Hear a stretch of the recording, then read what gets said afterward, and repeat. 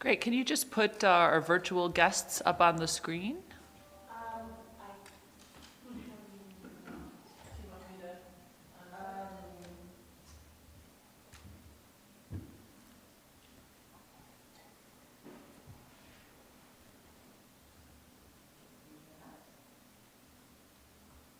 Oh, you can. Look at you. Good morning, Councillors Graham and Faubert. Good morning. They're this way. Oh, it's this way. Yeah.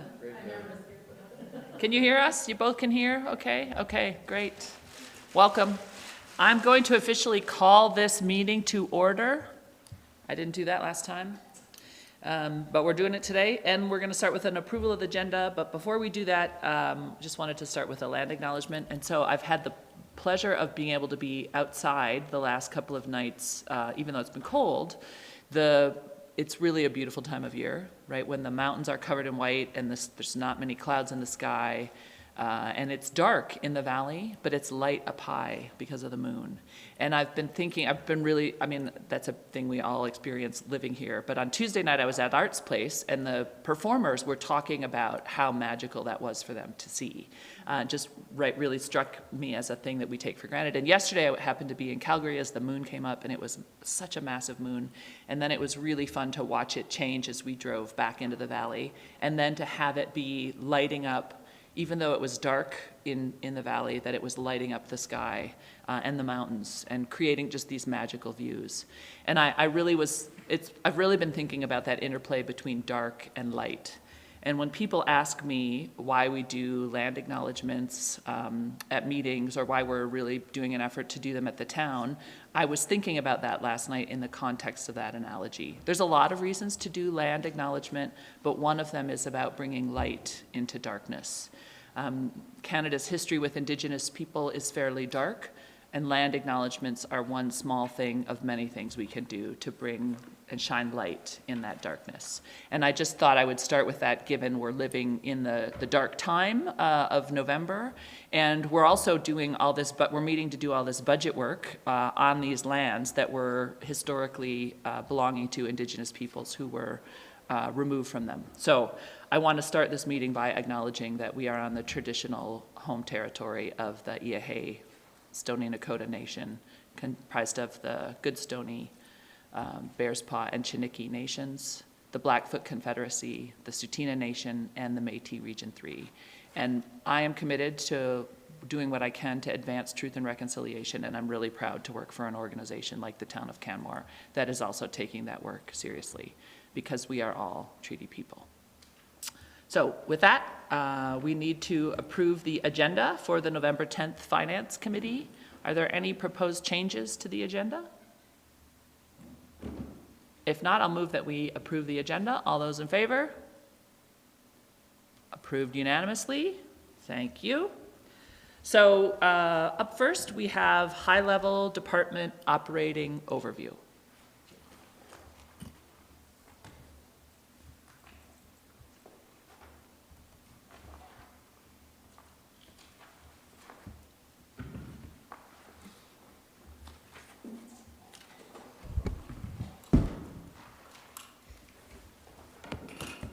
Sorry, I'm assuming you're going to begin, Therese, but before you do, Councillors Graham and Faubert, just a reminder that it gets challenging to see you once the presentation is up. So if you have questions, jump in at any time. For everybody in the room, we are on open mic, so you can just turn your mic on and speak whenever you're ready.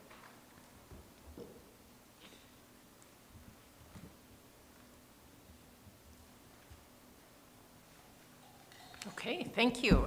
This morning we are going to walk through in more detail the operating budget, and in section 3 of your binders you can find the detailed narratives for each department. Included there is actual costs that we experienced in 2021, and then the budget for 22, 23, and 24. In section 4 we have included for you this year a variance summary. There just isn't room on the layout in section 3 to show the budget and the variance for all of those years, but we thought that might be helpful for you. So feel free to flip back and forth, and we will reference for you the page numbers. So just to get started, wanting to remind you about your priorities of livability, environment, and relationships. We have, through the divisions, highlighted funded and unfunded priorities using these icons for you. So just to try to draw that connection for you of what's in your strategic plan and what's been incorporated in the budget or what remains as an unfunded budget item. So the first area that we go through is on page 5 of section 3, and that is the general municipal budget. General municipal is a bit of a catch-all budget area for things that affect the whole corporation that aren't attributed typically to a specific department. So you'll see some of our higher level expenses in this area. Okay. So on the revenue side, and some of this is repeat, I did review quite a bit of this general municipal on Tuesday when we went through the high level overview, but we'll spend a little bit more time on it today. So on the revenue side, we are seeing some increases in franchise fees, tax penalties, and also patio license revenue, which we have had for a couple of years but hadn't budgeted. So it looks like an increase from budget to budget. When we're looking at variances, the slippage that we spoke about on Tuesday is represented within general municipal. Again, because we can't predict which department. Just stopped Yep. and they just texted me, I can't see the presentation, and I tried 3 times to say something. So Oh. obviously we're not getting We're her not, voice. we and she don't can't have see our the Zoom presentation. people. Okay, we will pause. Pardon me, sorry. Thank you, Tanya, for reaching out. Thanks for interrupting. That's perfect. No worries.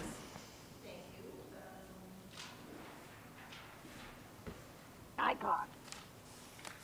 That's way better than Oh. the video.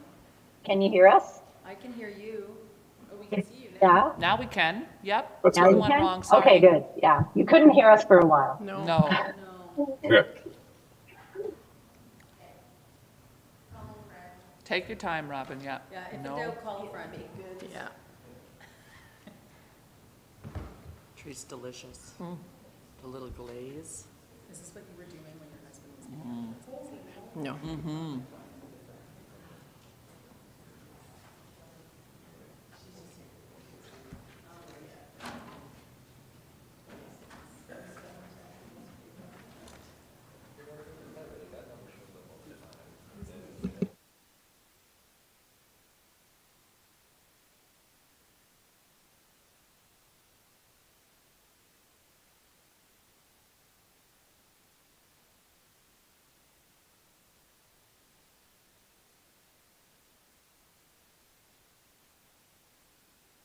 Can you hear me? We can hear you. Robin's just working on getting the Zoom to work with the presentation and the virtual, and Cheryl's here, so we're just on a little break. We'll let you know when we're starting again. Okay, because I lost your audio. So that's why I checked.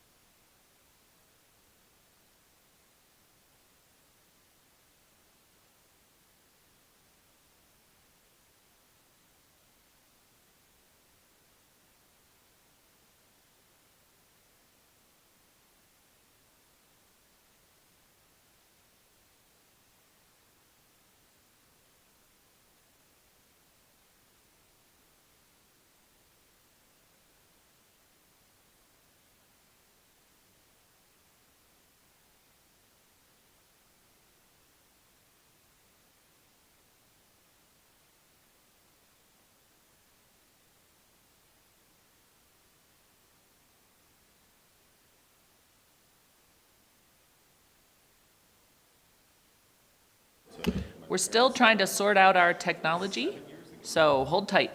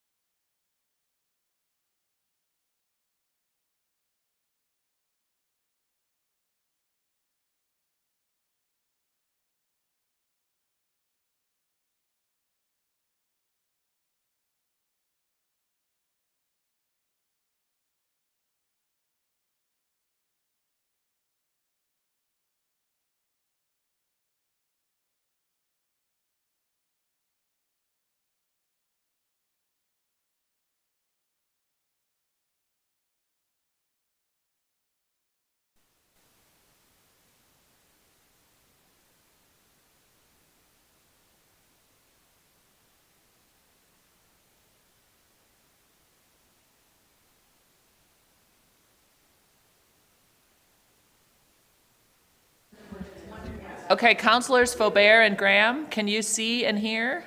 Yes, okay, great. Thank you, Robin. I believe we're back, so back over to you. Can you guys hear us? Yes, we can hear you. Thank you. Okay, thank you for your patience while we figured that out. So on the variance side, was just explaining salary slippage is included within general municipal because we're not able to predict which departments may have a vacancy or may incur that slippage. So we budget it in a bucket amount, included in general municipal, and then over the year we figure out where the specific variances occur. On the admin and general side of things, the variance is really about insurance. We have seen cost increases in insurance for all of our assets, as well as the addition of cybersecurity insurance. Borrowing costs, really that variance relates to fire hall debt that we talked about. So we're taking $300,000 of that debt in 2023 and then an additional $300,000 in 2024. Mr. Rogers, Yes. I'm sorry, it takes me a little moment to hit the button there. Can you outline that cybersecurity insurance, what it costs us and what it covers? I can get back to you on that, yes. I don't have the terms of the policy here with me, but can certainly get back to you on that.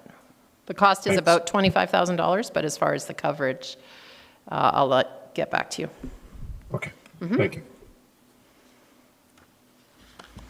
On transfers to reserves, again, the variances here are the $50,000 increase to the flood mitigation reserve, which is a fund we're building for future work to maintain the asset of our flood structures.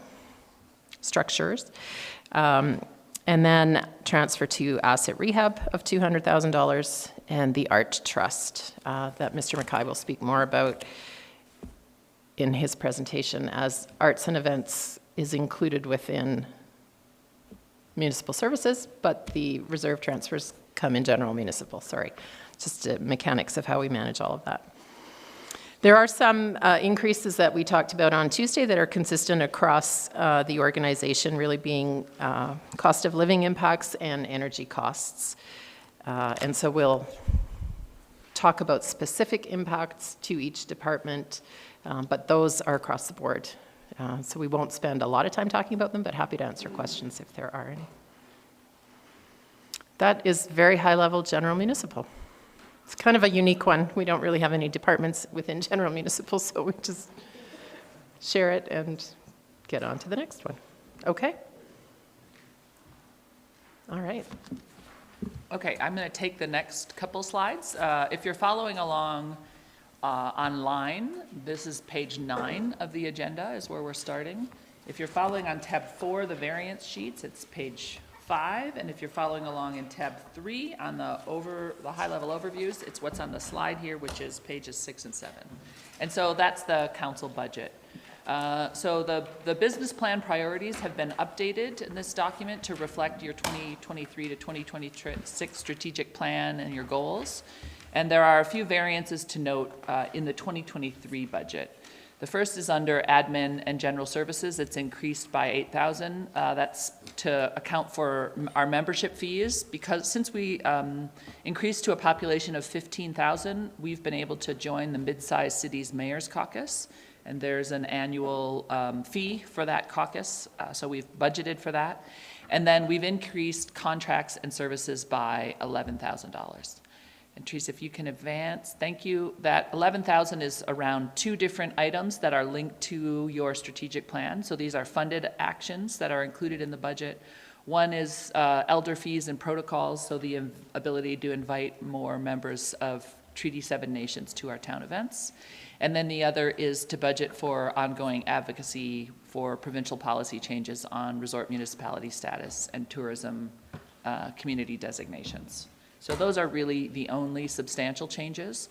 I will point out we did also change council's, the amount of council's education and training, but we didn't budget for it because we know not everyone will take the full amount. So you all will have a higher budget threshold to spend on education in 2023, but we kept the actuals the same based, or we have the budget amount the same based on actuals. So anyway, we can chat about that in the new year as you start to do training. Then if we flip to page 8 and 9 in the binder, which would be page 11 online, we're at the executive office. And so one of the things we did this year, based on feedback from previous years, was for the first time we separated out the MCO, or the municipal clerk's office, and communication. Historically, those were all rolled up into the executive office budget, and that was from the time when we had 1 person in communication and 1 person in the clerk's office. But as those departments have grown over time and are providing very distinct services to the organization, we've separated them out. So in reviewing the executive office, this really is myself, the CAO, the GMs, the town solicitor. That's what's budgeted for here. So we've updated the business plan priorities. Some of the key things for the coming years, or the next 2 years, are the service level review, our work on addressing systemic discrimination in the organization, the implementation of your business plan or your strategic plan, and then we are working on a risk framework for the organization. It says in the slide here, JUPA, which is the Joint Use Planning Agreement, is budgeted for through this office, and the Gondola NRCB are all business plan priority updates. Both JUPA and the Gondola are capital projects, not operating, but we're just flagging them here as some of the priorities and work we'll be doing in the next couple of years. And the primary variance in this budget is in contracted services for legal costs. So we've adjusted this amount based on actuals, and this is primarily due to 2 reasons. One is that the town solicitor, most of his workload is dealing with active litigation, which is not what we were anticipating when we initially hired him. So we're still outsourcing a good bit of legal work that he was going to ultimately be doing. And then because we now have a solicitor, we're aware of risks and legal issues that we didn't see before. And so there's a few increased costs there to do some work that we didn't know that we needed to be doing. And that's it for those 2. Okay, then circling back to corporate services. So included within the corporate services division is the municipal clerk's office, communication, human resources, finance, and IT. and we'll walk through those. So in communication, this is in page 10 of section 3. And in the variances, it's page 7 of section 4. So just to highlight for you a couple of the key priorities, the website platform upgrade will be completed in 2023. So you'll recall in July, you approved changing a scope of a capital project to get us a new website platform. That work has started and will be completed in 2023. In terms of variances, you'll see in 23, in contracted services, we have included the citizen perspective survey, and that is on a 2-year cycle. So every other year we do that survey. So in 2024 is the off-cycle year for that citizen perspective survey. So the variance is that amount coming out of that budget. Okay. Also in 2024, you'll see a slight increase which represents the subscription costs for the new website. So in 2023, that's part of the capital project, and then it moves to be part of that communication operating budget in the next year. In terms of priorities, okay, what's included within the budget is a focus on expanding public input opportunities, online community service portal, which provides a way for the public to inquire or to report issues. And what we've found as we've started our website research is that many of the platforms that are now available for municipal websites include this type of a feature. It's really part of the package that most of these website platforms include. And so we thought that was a great bonus for us. We're trying to manage some of that right now with individual forums and things we're creating on our own, but this really formalizes that ability for residents to inquire or to let us know if something needs to be repaired or addressed. Okay. So is that going to be similar to like a 311 service? Yes. Okay, thank you. So it's almost an electronic 311. Yeah. Perfect. Great, thanks. Mm-hmm. Councillor Faubert, did you have a question? I'm sorry. I thought I heard something. Was it you? Okay. And the other item that is included within that, the current budget, is communicating the work done by departments within the organization. And we're really trying to help the public understand the value of the public service and the services that we provide.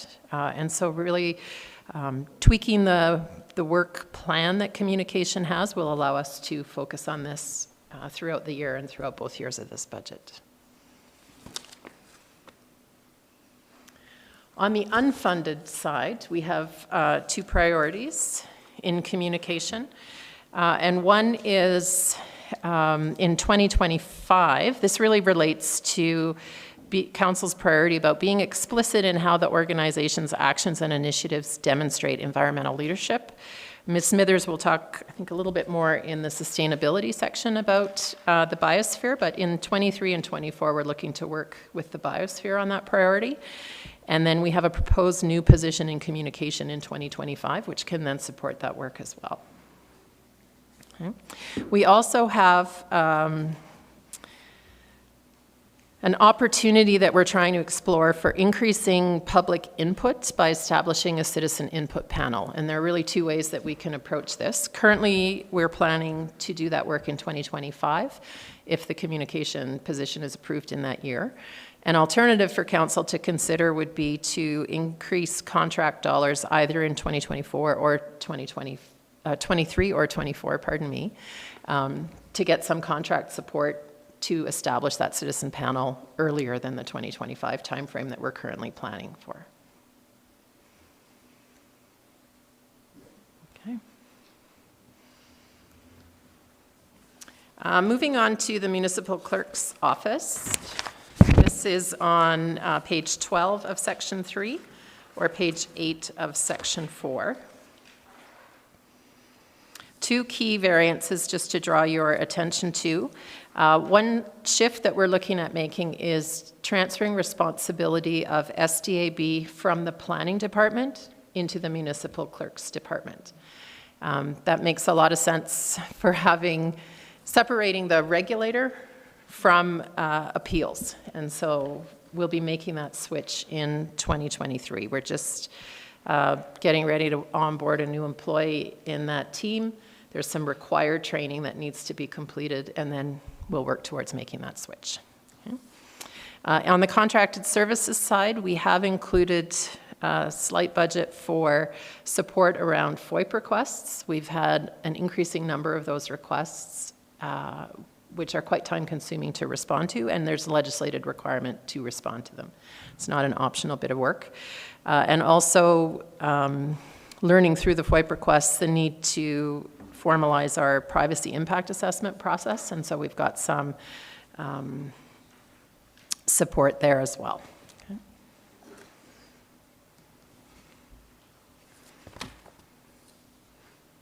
Okay, moving over to human resources. On the variance side of things, oops, sorry, I'll get you page 13, sorry, page 13, section 3, page 9, section 4, if you're looking at variances. Small increases in contracted services in 2023 that relate to subscription costs for our human resources management system. There's a bit of volume impact there, but also just like everything else, increases in contract fees for those supports. We also do contract background checks, and we're expecting, with increased recruitment, increased volume of background checks, and that's captured and incorporated here as well. We've got a small bucket for miscellaneous consultant support, things that come up throughout the year that we can't necessarily anticipate. Might be an independent medical exam that's required if someone has medical that we need to determine fitness for duty. Occasionally we've had compensation consultant where we need to do a specific search for a position, so it's that type of thing. And then we have a small reduction in supplies, which comes from the health and safety budget that we had, where we've really distributed those supplies to the department budgets rather than having them centralized in human resources. In 2024, the contracted services variance is about enhanced leadership training. So we'll be finalizing work on clarity of roles and responsibilities for leaders in 2023, and then we'll support that work with some increased training in 2024. In terms of new positions in human resources, we do have in the plan an administrative assistant in 2023, which is really a capacity issue. We currently have no admin support in that area, and so all the technical experts in the department are doing their own admin work, pulling them away from being able to do their technical work. And so we feel we've just reached that tipping point where we need to add that position and create some capacity, particularly in recruiting, having an admin person generating offer letters, booking interviews, doing the background checks, frees up the recruiters to be actually conducting interviews and moving recruitment along more quickly.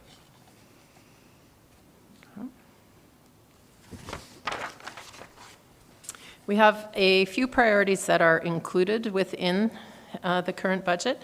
One is to explore staff accommodation for Town of Canmore employees, and just to really understand what our own needs are as an employer and what options are available to us. Currently, there's nothing included in future budget years in response to that, because we don't yet know what that will look like. But we're recognizing, the same as every other employer in town, that we need something for our own staff as well. Included in our 2020, So, Ms. go Rogers, ahead, yes. So this is just really to explore our needs? Yes, It's not actually seeking staff accommodation for employees, it's to understand? yes, what is- yeah. Both to understand our needs and what options there might be, which would then come back to council as a budget ask, likely in a future cycle. In the 2025 work plan, we've included development of a mortgage helper program for town employees. We think that might be one option to help support livability and affordability for staff. There are some similar programs with other municipalities. It's just a capacity issue to try to get it done earlier is the challenge. So. Mr. Rogers, is this like mortgage helper sounds like a monthly thing, but is this more of like a down payment kind of program, or? We're not sure yet, actually, Councillor Graham. I think we've seen okay. both types of programs. One option or one program that we've seen is essentially an interest-free loan, similar to what CCH provided in the last couple of years. Interest-free loan to help with a down payment for purchase. Okay. But we're starting to see some programs being created that are more like you talked about from a monthly perspective. So rather than increasing pay, looking at some type of offset on mortgage. Again, we don't really know what that looks like and what the impact of that would be, but that's what we want to explore and understand and then bring back to council for discussion. Interesting. Thank Yeah. you.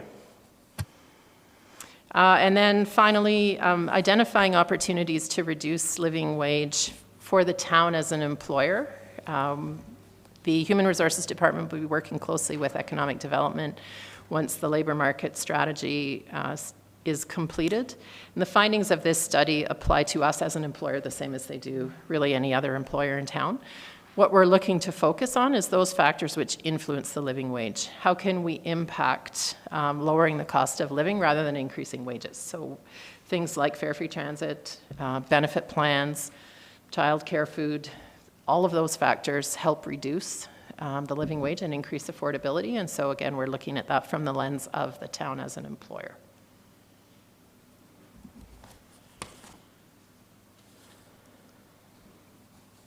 On the foundational pillar side of priorities, we do again have some actions included within this budget.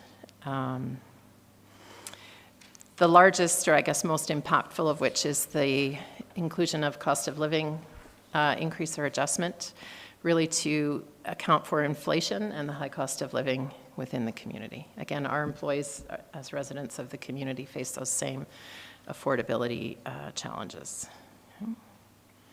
We are re-examining our pay policy and the inclusion of the 55th percentile as our place in the market, and just trying again to understand how Canmore's high cost of living and the increasing turnover we're seeing is impacted by that, and what options there are to impact that, either through pay policy or through other means, mortgage helper, other living wage kind of programs. And then prioritizing leadership development, which I spoke about as the variance in the budget in 2024.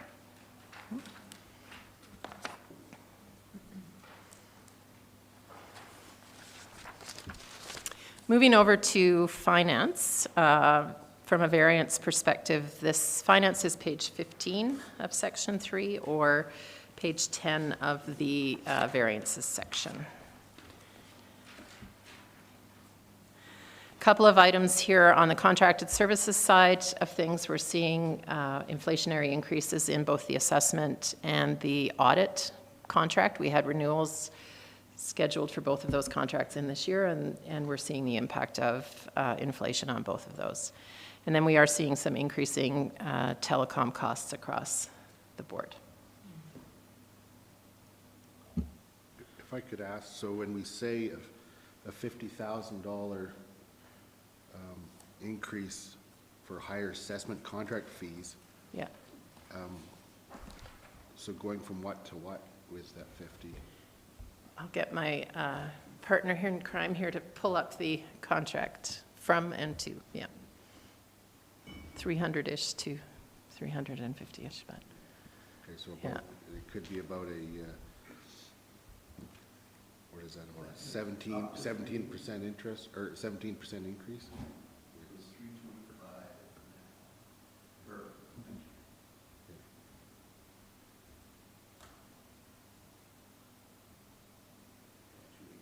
$280 to $325, yeah, Okay, so about a yeah. 20%-ish increase, a little bit less than that. Yeah. Yeah, was consistent costing for 3 years. And so we're seeing there both inflation and I think the reality of the complexity of Canmore's assessment profile, yeah, in the work required to produce the accurate assessments. A couple of positions included within this finance budget. We have a half-time utility billing assistant, which is funded from the water utility. Again, we took over water utility billing from EPCOR last year, and this is just dealing with the volume of work that exists there to do that. And then on the property assessment and taxation side, again, a half-time position to address the increasing volume of tax rolls. Again, here we've got a couple of items, well, 4 that are included within the budget from your priorities from the foundational pillars section. Continued work on asset depreciation. We're looking at the asset depreciation work through a circular economy lens, and we'll be bringing something back to council, I think, in 2025 around that. We're also looking at the investment in asset rehabilitation and maintenance and what that needs to look like. It's linked very much to the next item around long-term financial strategy, and we discussed with you on Tuesday. We have a long-term financial strategy which has identified what our targeted transfers to reserves should be in order to properly maintain and update all of our assets and infrastructure, and we've yet to be able to actually contribute the amount that's needed. So we really need to revisit that strategy and understand if we're on the right track and how we contribute what we need to, or update it to reflect what is actually realistic and appropriate. And then we'll be reviewing also opportunities to align our investments with council's goals and our organizational values through a concept called impact investing. So really needing to do some research there to understand how that might work for the town of Canmore, what options there are, and then report back to you on that.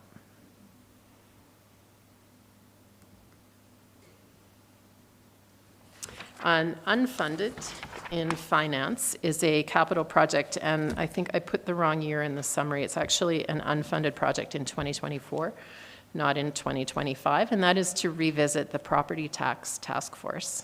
I think that's the first time I said it without stumbling over my words. Which would include a review of the town's approach to our property tax philosophy, an update of the property tax policy, revisiting the tourist home classification, all of the classifications that we have, understanding what options might exist for us around property tax in terms of second home ownership or classifying of property. And really, we did this in 2013, 13, yeah. And a lot has changed in our community around development and on the property tax front as well, so it really would be prudent to revisit that. Go ahead. I'm just wondering if we have a sense of what the financial amount we'd need to do it. Yes, so we have included unfunded $75,000, which would include consultant time to support the work, and also takes the approach of a task force like we did in 2013, which would include members of the development community, residents, members of council, and serious business, yeah. So it's in capital unfunded? Correct. Capital unfunded, $75,000, yeah. Okay. And last but not least in corporate services area is IT. And that's on page 17 of the narratives, or page 11 if you're looking at variances. Not much in the way of variances here. You'll see when we review capital more of the impact of IT. But we are shifting some from a strategy perspective and some just for how the world is going, from on-premise software to cloud-based software. For example, SharePoint that we use for Town Square, Microsoft will no longer be supporting an on-prem solution. It will all be required to be in the cloud. And so the cloud-based software costs is this increase that you see in professional fees in this budget. And then we have also included in that budget a desktop support specialist, which is volume and growth related. They will focus on supporting and administering our cloud services and also leading our internal cybersecurity approach, which we talked a little bit about on Tuesday, and looking at what are our security measures we have in place, doing some education, training on an ongoing basis, testing to see where we're vulnerable and where we need to tighten things up. And that is corporate services.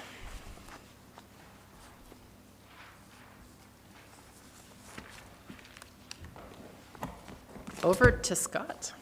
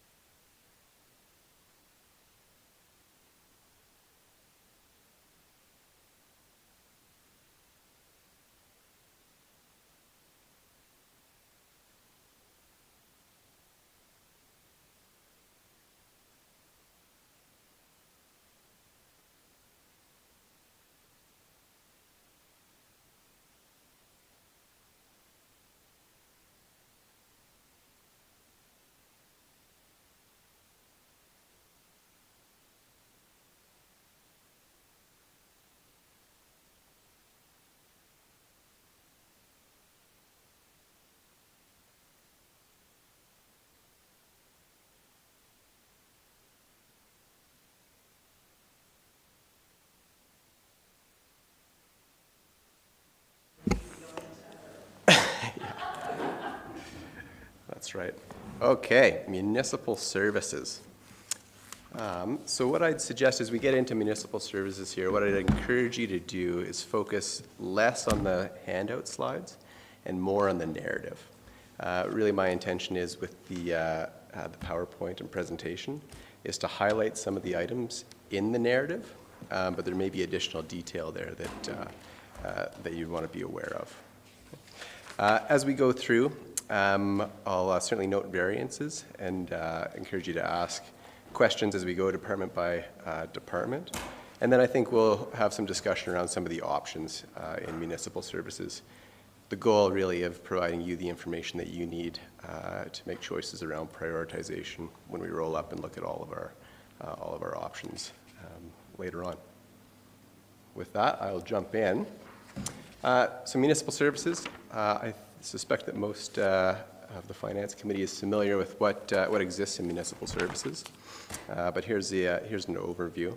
So we'll go through each one of these one by one.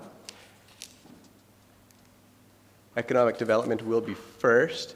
And in economic development, I would say there's not a ton of variance to speak about there, with the exception of we are anticipating business registry revenue to continue to increase. And so that's been reflected in the budget and is largely based on actuals. In economic development, we've identified a few unfunded options. And so one of them I would highlight here. I know Mayor Krausert has provided some additional information around the Happy Pad option, essentially a provider that seeks to connect those who have rooms or space, landlords, with those who are looking for space to live. So it's a potential opportunity to increase utilization of the I guess existing accommodation within our community. And so the annual cost associated with that is $5,000. HappyPad would recommend that a municipality support their service for 3 years to see it get going, as subscription takes time to build. So that's an unfunded option. We also in economic development have the labor market strategy option. Now, the strategy itself is, the RFP is being developed and should go out shortly. This option doesn't have a specific dollar value associated with it, largely because we haven't received the recommendations from the strategy. So this would be the next step as far as we have the strategy, and then what would we look to implement.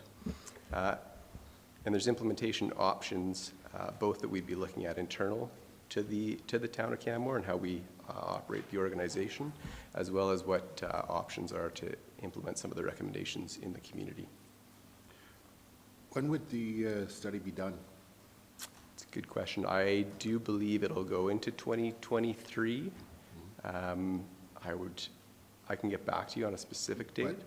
But by next summer type thing? I would expect so. Okay, so this is probably something that if there was some implementation, when we turn to 2024, there could be, when we look at potential budget amendments, it could come back at that point. Yeah, absolutely. Good question. And then moving to arts and events, which reports through economic development. The theme in arts and events and in, well, many municipal services departments is the return to pre-pandemic programs, and in arts and events, that would include events. And so there are some variances associated with that you'll see in your package. As Ms. Rogers mentioned, the Art Trust Fund, there's plans for that. This is previously, in recent budgets, there haven't been contributions made to the Art Trust Fund.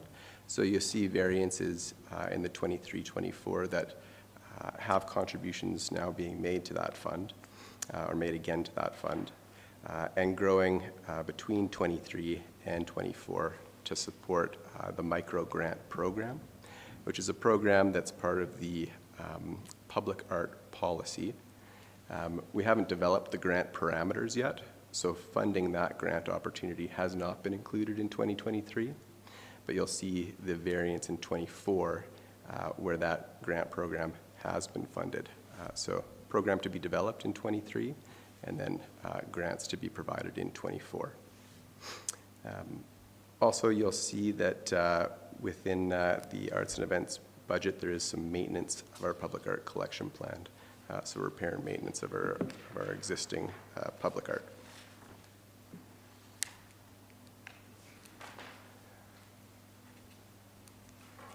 Then we get into community social development.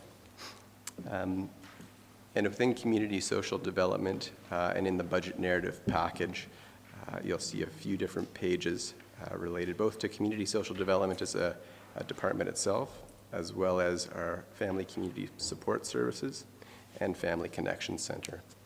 And we discussed provincial downloading in a fair bit of detail on Tuesday. My intention wasn't to, I guess, replay that conversation, but just to draw your attention to some of the variances here and provide percentages as well, as far as what the municipality is funding to make up the difference in provincial grants. Within community social development, there's a number of unfunded options. That one go. The first one being to increase participation and access to the Affordable Services Program. So as the Finance Committee is likely aware, we have an Affordable Services Program. And the intention with this option, if funded, would be to add an additional tier to our existing program. So currently, if your income is above the current threshold, you're not eligible for participation.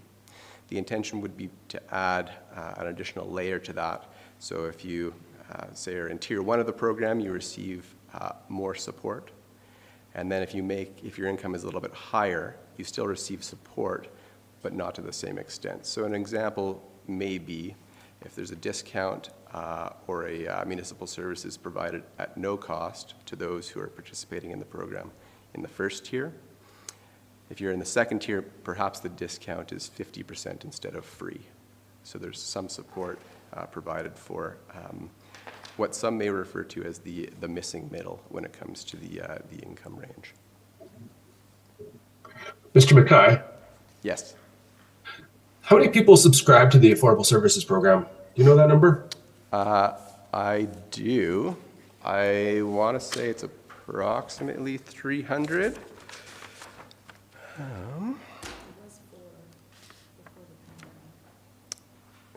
Community monitor report.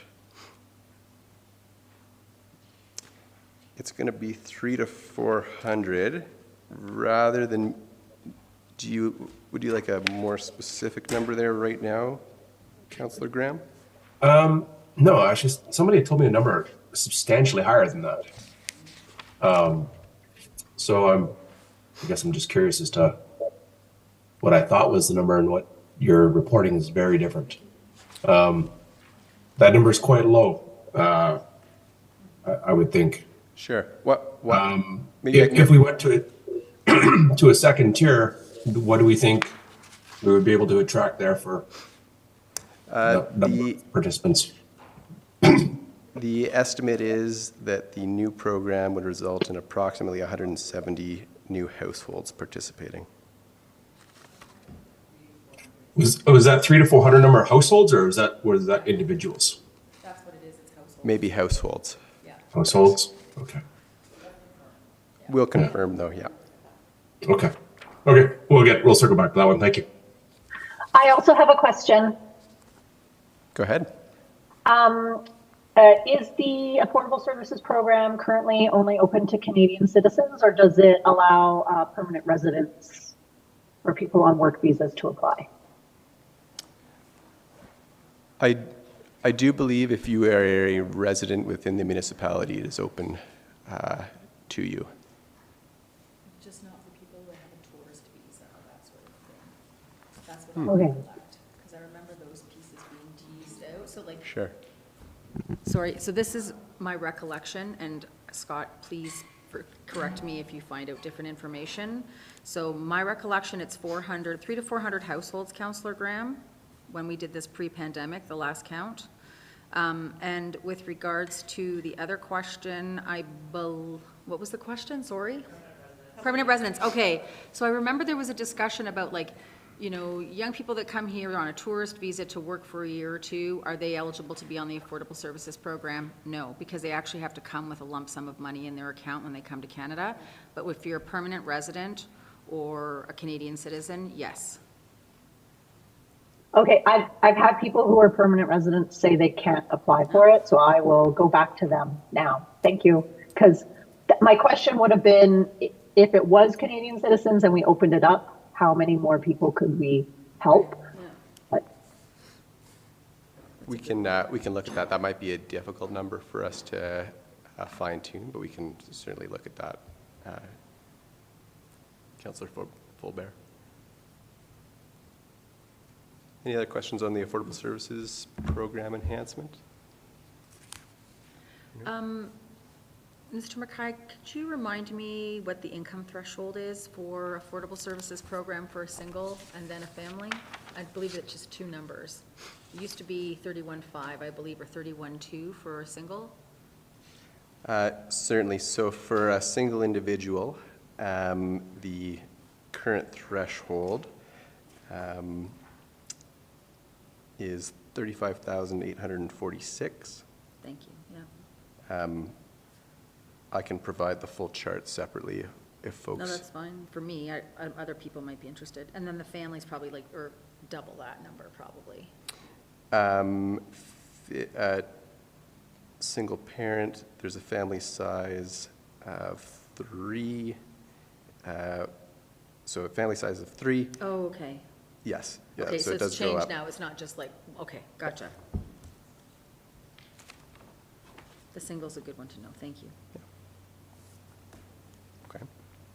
I'll move on then to another unfunded option in community social development, which is around creating free or low-cost programs that provide alternative childcare options.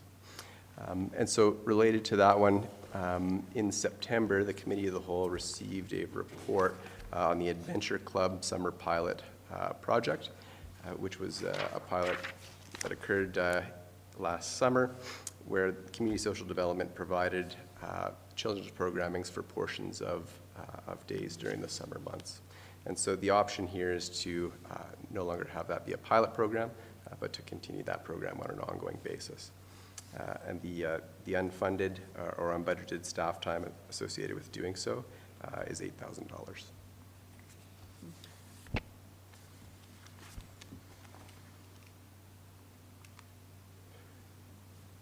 Next, we move to the community monitoring report. And so in our status quo budget exists the community monitoring report, and council would have, or the Committee of the Whole would have received a report and overview of our current community monitoring report recently, certainly in the last number of months. And so the option here is to expand on the current community monitoring report. And what an expansion would look like is that the CMR would collect and display more detailed data. It also gives the opportunity to provide a stronger link between department-level indicators and council's strategic goals and results, and also allows the tracking, the identification, tracking, and visibility of identified KPIs. And so I've included, there's a link at the bottom there. The town of Squamish has what you would say is an enhanced community monitoring report. And so that can be used to reference what an enhancement may look like if this were to become funded. I had a question about Sure. the timing. So if it says 55,000 for 2023 and 15 for 2024, is it important that if we move forward with the enhancement that it is in 2023, or could it be that be put back a year and enhancement done in 2024? I just don't know if it's aligned with the actual base project. Sure. I would suggest that it's a 2-year project, and so just the way that our budgeting works, you wouldn't want to be most of the way through a project and then not have the second year approved. But I do think if we ran it as a capital project, council could approve the project over 2 years, 25, 26, or 24, 25. Yeah, I'm just wondering if it is a project in itself, or if, hey, if you're doing the base, it's going to cost 55 more to do this, but if you do it at a separate time, it's another 100,000 because we've got to come back. Like, I don't know if it's tied to the base work I'm not sure if I in fully 2023. It's a question of timing. Does it have to be done in 2023? Is this what you're asking? Or could the implementation start in 2024 so that there's no budget increase in 2023, but the budget increase would come in the 55 would be moved to 2024 with an understanding that we would put 2025 in the base, 15,000 in the base budget for 2025. Yes. Is that doable? Yeah. I mean, it's possible there could be slight cost changes with inflation and whatnot, but nothing significant. Okay. Then where's my clicker? Another option in community social development is to essentially make the Safe Park program a permanent program. So it has been run as a pilot for a couple of years. Council would have received, the Committee of the Whole would have received an update and evaluation of the Safe Park program in October. Some of the highlights are listed on the slide here as far as the increase in participation compared to 2021 and some of the benefits of the program. So it does alleviate some pressure on municipal enforcement, as well as provides additional option for individuals who are employed locally, particularly those who are employed seasonally and may have more difficulty accessing short-term accommodation. Some of the results are listed here as far as in 2022, we saw 11 vehicles with an average night stay or participation in the program of 25. So in order to continue the program, it's a $50,000 per year program to run, made up of approximately 34,000 in salaries, wages, and benefits, and 16,000 in supplies and contracted services.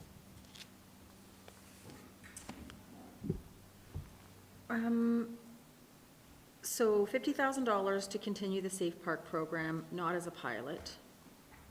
Are we confident that it's ready for prime time and not continue as a pilot yet? Like, it seems like there's still a lot of things that haven't been massaged out.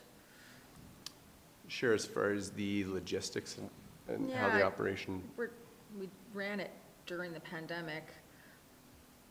I think that a program like this is gonna still be required, but I'm not sure if this is still the program. And then my second question was, how many nights remind me how many, if you can, sorry, how many nights and how many people were housed over that period of time? It's 2 months in the summer, correct? 3 months in the summer. longer than that. It was 121 nights. I'm just scanning for that. As far as participation's concerned, can I get back to you on the Sure. exact number of nights? Participation, I mean, you can estimate it, I suppose, by saying 11 vehicles times an average of 25 nights, but I can dial in that number further. Times 25 nights. 275 per participant? No. It's If you go 11 vehicles, average 25 stay, it's 275 nights. Thank you, engineer, math man. I'm So required. the reason why I'm asking the question, and as I'm wondering if, we have to hire the people to do this, and to manage it, is it better to manage a contract in terms of, like, would we be better to pilot something slightly different and consider subsidizing a campground spot wherever? I'm speaking in broad terms here, in terms of our energy and staff-wise and everything else, before we make this particular staff, it's not staff-heavy, but when there's no staff, it's staff-heavy, the way we have it organized now. Do you know what I mean? Like $50,000 is a lot of campsite nights. Like do you know what I mean? Yep, yeah, absolutely. And then these folks would have the opportunity we would have the opportunity to address some of the complaints and concerns we've heard about the fact that they have to be up at 8 in the morning and they have to go, and if we were to put them, say, in a provincial campground or whatnot, they would still have to do that. They would still have to move every 2 weeks, but it's not every 12 hours, which is, I know that's a lot more thought and work, but I'm just wondering if it's an alternative. And then you're managing a subsidy versus managing staff. Yep, it's certainly an option we could explore further. I don't know. I mean, for that, we would need to have, We would still need staff, though. Even with what you just described, we'd still need staff to manage the subsidy, manage the participants. So the 34,000 in salaries, wages, and benefits wouldn't change. It would just be the 16,000 supplies and contracted services that would change, and that would go to the subsidy. So the entire 50, either way, to implement a program, we need a staff resource to do the implementation. Right. And So so was it it's a- not that a the whole part-time 50,000 would Yeah. be available. Right. I do believe, and correct me if I'm wrong, that there was some looking at campgrounds, and the ability to reserve a spot in a provincial campground is not something we can, right, there's a whole system there, people aren't guaranteed spots. And same with Wapiti, we weren't able to work out an arrangement there.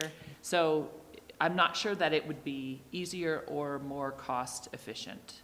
I think to your point about this being a pilot, I think council could, if you want some kind of program to continue, put in a budget for it as an ongoing pilot.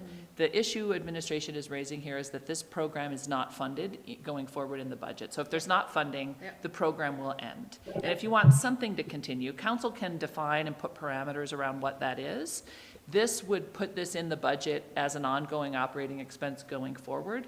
Council, it's at council's discretion to include it in a different way. Okay. That was my question, that's it, sorry. Okay, Thanks. thanks. Go ahead, Jeff. Yeah, I was just kind of like bouncing back towards, say, Sean's suggested idea that showed up as a potential unfunded project of the Happy Pad.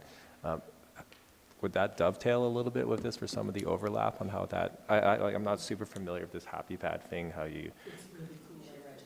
Oh, okay, so maybe there's some crossover. Right. It's really cool. It's operating in Nelson and Kelowna or Kamloops. I think this is the first year, and it's doing a great job of managing the student population and finding housing for them.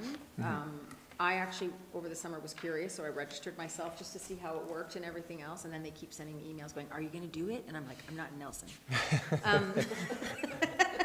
Might be doing it in Canmore. We'll see. But it's kind of like, it's like almost like it's really cool.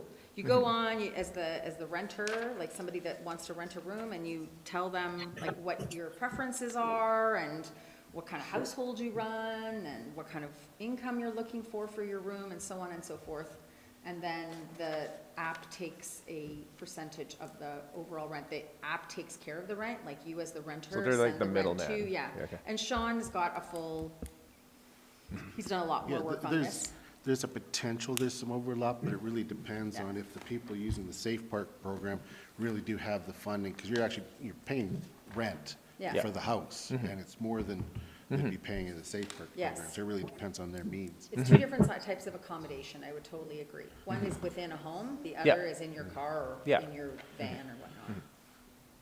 So I had a question around the Safe Park program. So at $50,000, if it was the same volume as last year, that's $182 per night per visitor.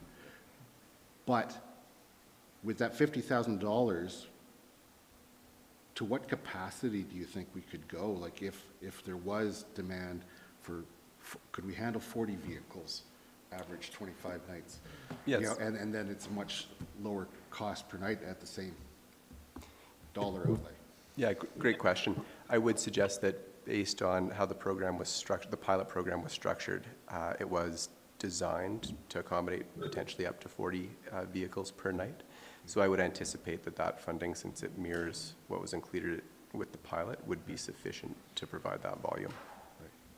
We would need to continue to work with some of the locations that weren't all municipal lots in order to provide that capacity, though. Oh, yes, Councillor Graham. I too have concerns about this continuing as not a pilot. And I wonder if back when we originally looked at this, what was the hesitation or what was the rationale between not using the downtown parking lots? Could we allow overnight parking downtown, especially now that we have a pay system in place? Could we charge $5 to park in one of the downtown parking lots? They have washrooms, or some of them are close to washrooms. That pay parking system could be modified. Is that an option? Was that looked at back then? Could it be looked at now? I do know there was a fair bit of work that went into identifying appropriate locations for the Safe Park program. I don't have the specific details as to, but I can get them as far as what all the factors that were considered. So anything's, I guess, possible as far as location, but I do think administration would want to be careful about putting the program in places that it's going to be successcerful if it were to continue. As far as the overnight pay station piece, there's certainly a vetting. There's documentation requirements, et cetera, that participants are required to submit. So to just have the pay machine, I guess, parameters changed wouldn't allow us to necessarily verify program eligibility. We, we're losing campgrounds every day. The campground infrastructure is not increased over the last long while. This kind of seems like a little bit of an easier solution in my mind than, heavy overhead and heavy staff costs and heavy infrastructure and those sorts of things. And just an idea that's been percolating around in my mind. Thanks. I would suggest that as far as staff costs and resourcing are concerned, that for that type of use to be permitted, administration would likely bring back, a recommended budget to provide that change in access and service. Currently, our municipal enforcement officers don't work overnight, as an example. Yeah, I understand that. Thank you. I'll keep moving with, Safe Park and the community monitoring report.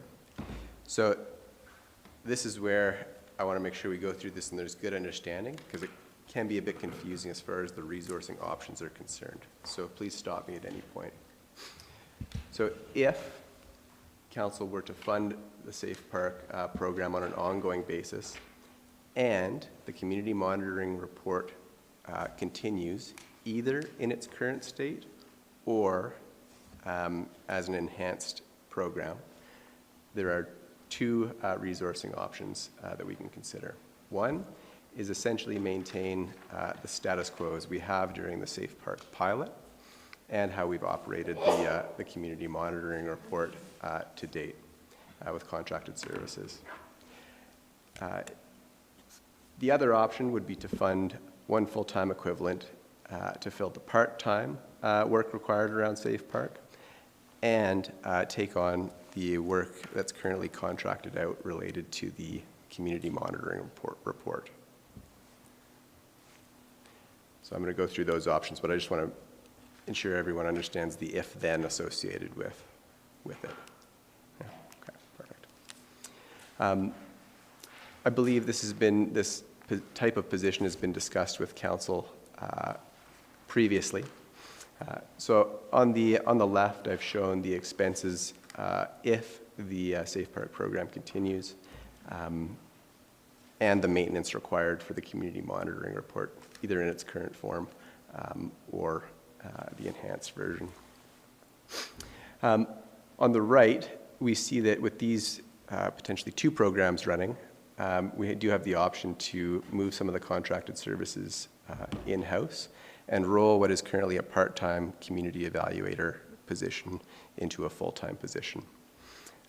And so the net increase in funding in order to do that is $21,000,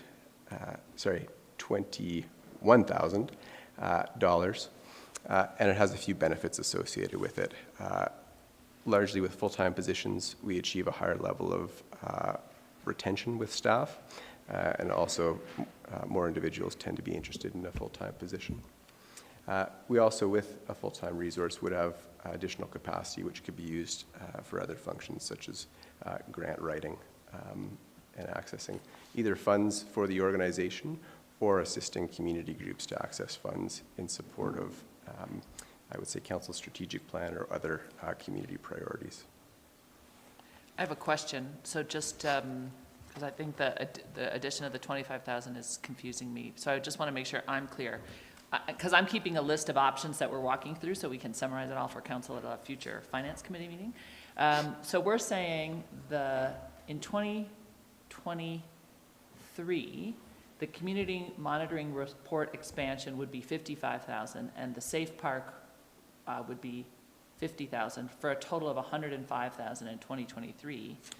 But if they're combined together, we're actually saying it wouldn't be 105,000, it would be 96.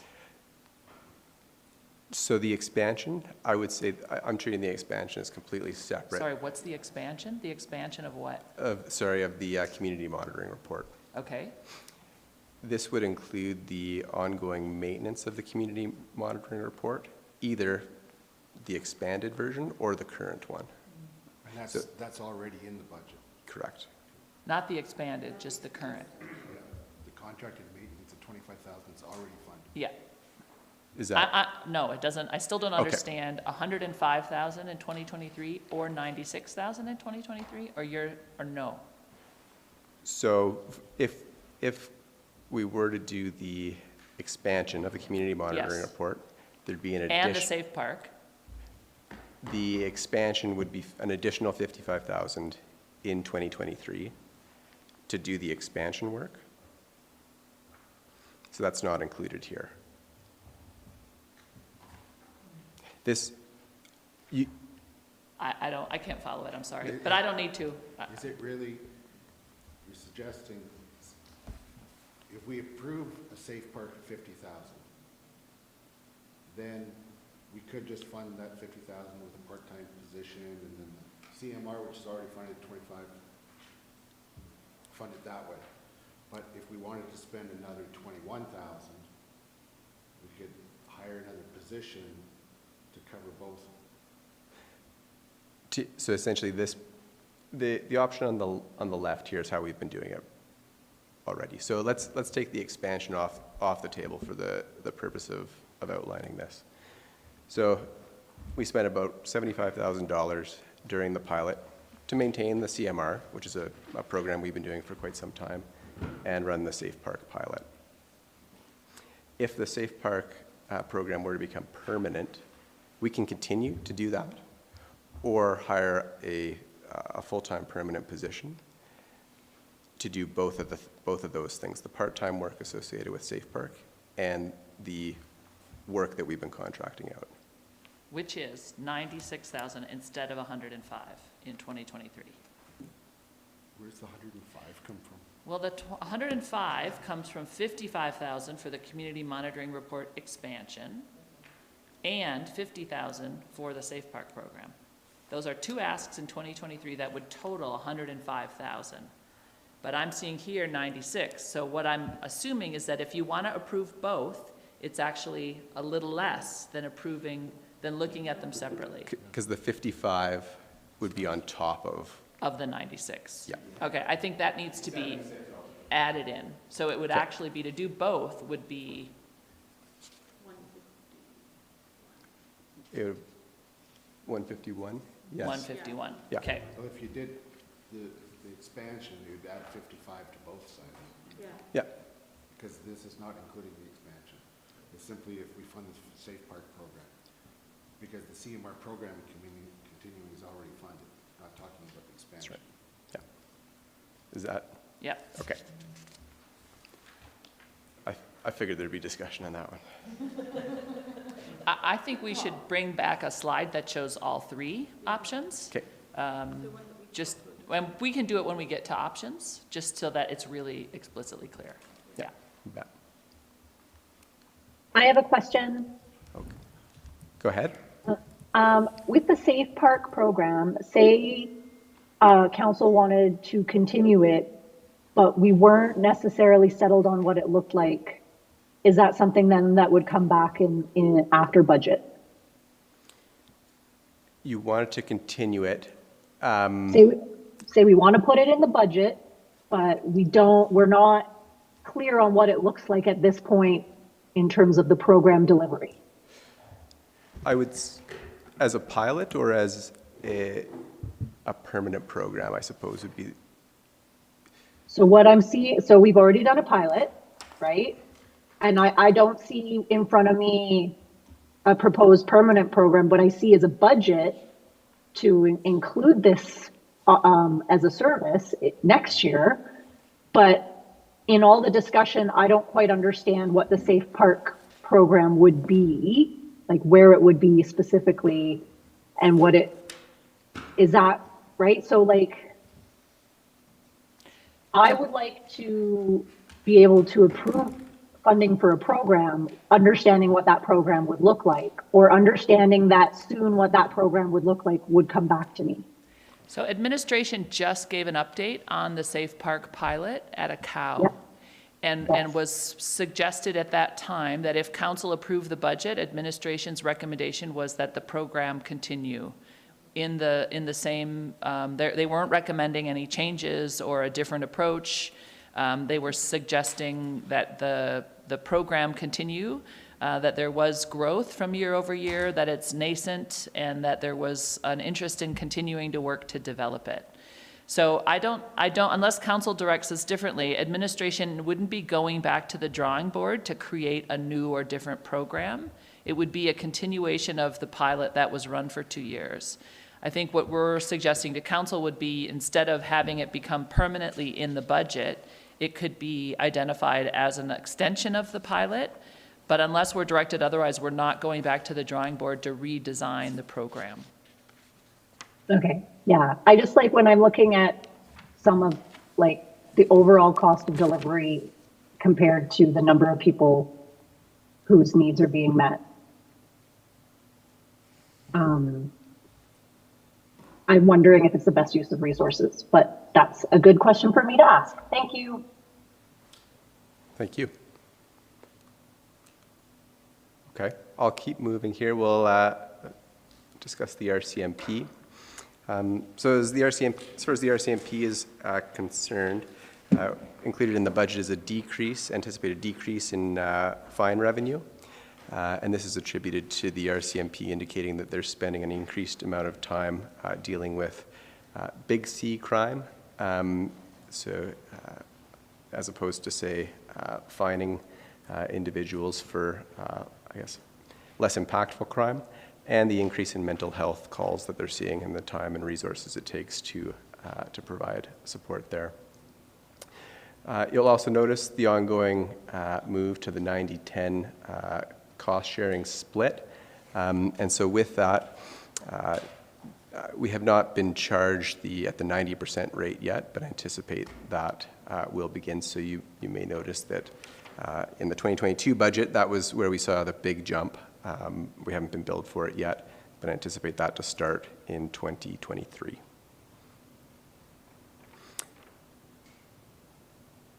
As far as the RCMP options list, the multi-year financial plan that the RCMP provided would request an additional officer in 2024. The RCMP's fiscal year does run April to March, so year one would be essentially three-quarter cost for an officer. The annual ongoing cost, subject to inflationary increases, would be $223,000. What's the consequences if we don't fund their request? Continue to see, I would suggest continuing to see the fine revenue either decrease or stay at a decreased level would certainly be one of them. And potentially I guess certain services wouldn't be able to be provided as timely, certainly subject to call volume. This is just a growth-related thing? Yes. Yep. Just to continue with the growth of the community? That's correct. Do we have a slippage number for the RCMP? Yeah, we're budgeted 19 positions, but that's what the model is, but they only budget 18. So we have a slippage of one position? Just one position in the actual budget. At the end of the year, their quarter, at the end of March, there's always a reconciliation of how much we're actually. Right, and so how does it actually track? Are we budgeting to what we track, or, because I got the impression from the presentations that there's far more, I don't want to say absent, but unfilled hours, is that a better way of putting it, of RCMP duty based on the cost of living and sick time and COVID and everything else? Is this more of a way of addressing slippage? Like if we throw more bodies at it, we might get more showing up? Is that kind of more, I don't want to be disrespectful, but. It's difficult for me to speak to that one specifically. Yeah. I would say, based on the multi-year financial plan and how that's laid out, I would say it's more around responding to growth. Would be the justification that's been provided. Okay. I think at a future meeting, it would be great to know what their actual slippage has been over the last 3 or 4 years in terms of tracking. I'd like to know that before I approve another position. Any more insight on the whole retroactive back pay for RCMP? Do we have more visibility on that at all? And because with the retroactive back pays, I thought at one point, if we take on a position and then retroactive back pay comes down and they're under us, we're responsible for the retroactivity of that. I remember that conversation, yeah. at So AUMA. taking on another role and then I'll be None of possibly that's- being on the hook for retroactivity. Yeah, none of that's been, how Still in the air, retroactive hey? pay will be determined and who Okay. will pay is still, we have no additional information on that. Okay, thank you. Any new position, we have to pay for at the new rate, Mm-hmm. but the all those components of retroactive, there's no additional clarity yet. Okay, awesome, thank you. So there is like potential risk there. Okay. May I just say one quick thing? I recall the presentation from the staff sergeant and the increased needs in staffing related to growth of visitation. And so I feel that there are appropriate conversations to have with the province around how tourism impacts our RCMP delivery. And Banff used to get some officers funded and then it stopped, but this is one of those downloading things where we're expected to provide policing for our community, and then our community increases exponentially in size due to visitation, and we require more resources. So I know this is unfunded, and the need is there from a staffing perspective on the ground, but where that need is coming from, to me, is connected to tourism, and I think that that's maybe not a conversation that leads to better funding. But for me, it's important to understanding in terms of approving positions in the future and what they're connected to. I would agree, it feels like a download. Add it to the list. I'm not certain it's a download, but it is an increased cost that we face as a tourism-based community. Tourism benefits us, but we do have extra costs. So we would hope that there would be some support from the province, like other jurisdictions have. And do I understand this correctly, $223,000 for one position? Yes. Because all of the gun and the everything that they, okay, Yeah. yeah, all of the bits. Yeah, So that that's includes an more than annual, but just the salaries. It's not just a salary. Salaries around 160. Well, you've got to kit them out when they start, but I understand that, but then that continues every year? Whew. Thank you. The salary portion's around 165, 170,000. Okay. I'll move on to municipal enforcement. Before we move on, I'm just Yep. wondering about a quick washroom break. People need a break? Yep, Should we take 10 minutes thank you. and come back at 10:41? My bladder, thanks you.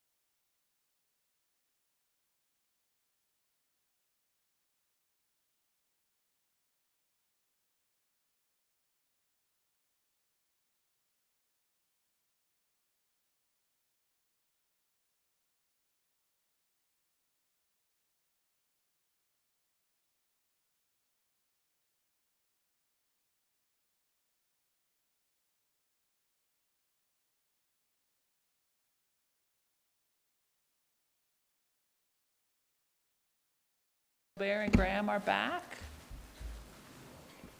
Can you see? I can only see the one. Okay, great. Thanks. Okay, Scott. Okay. Keep going. We'll jump back in then with municipal enforcement and emergency management. So with municipal enforcement, we discussed some of the variances in the high-level overview that was provided on Tuesday.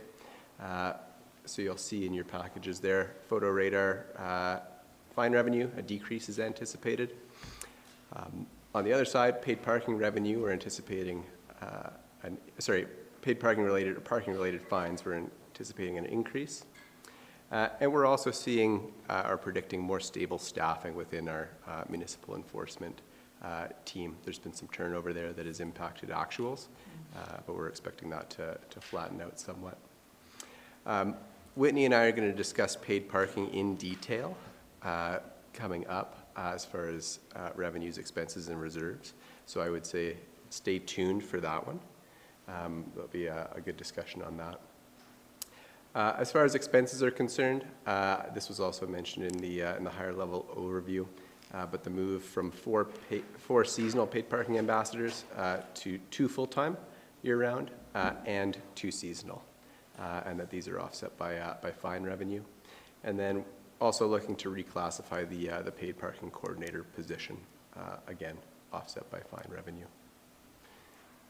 There are also some other expenses related to equipment life cycle that show up in the 23-24 budget.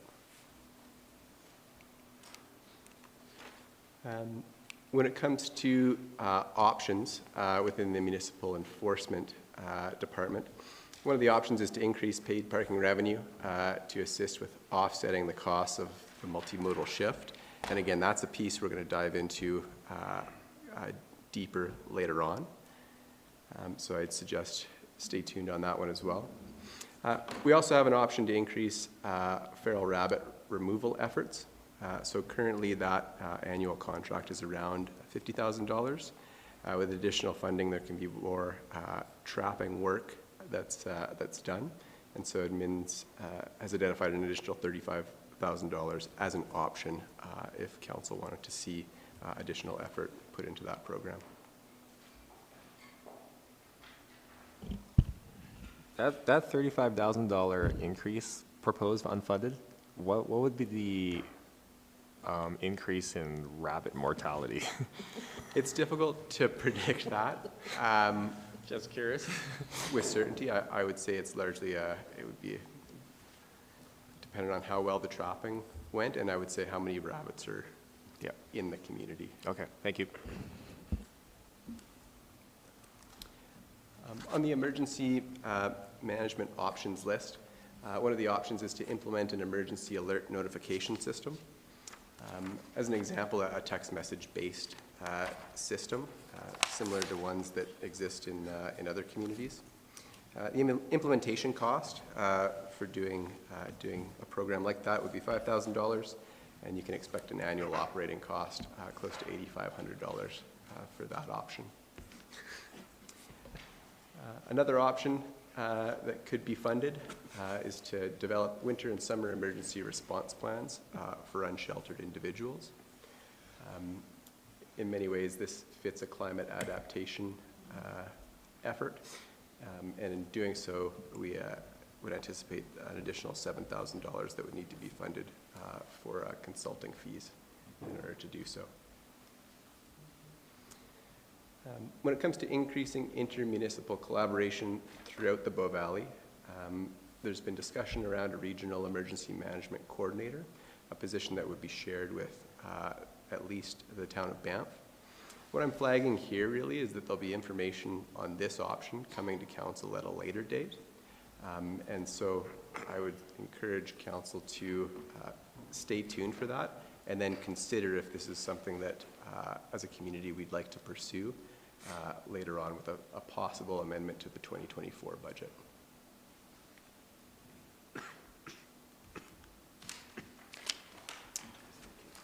Fire rescue. So in fire rescue, you'll note a few revenue increases that are really based on our master fee schedule and changes to the MD of Bighorn agreement. On the expense side, I know that council's received information related to our fire staffing plan in the past. And so part of our status quo budget is to proceed with the plan that has been laid out previously. And as a reminder, in 2022, we have an average of 3 staff for any given shift. And the plan would essentially have us moving to 3.42 staff on at any average number of staff on for a given shift in 2023. And then in 2024, that increases again to 3.67 staff per shift. The one note and the variance that you'll see in your packages for 2023 is really associated with the hiring of additional full-time staff to support this increase. And then also on the supply side, a helmet life cycle in 2023 is the variance there. Helmets are no good after a certain age, and so that happens all at once. And then a corresponding decrease in 24 because those pieces of equipment don't require life cycling at that time.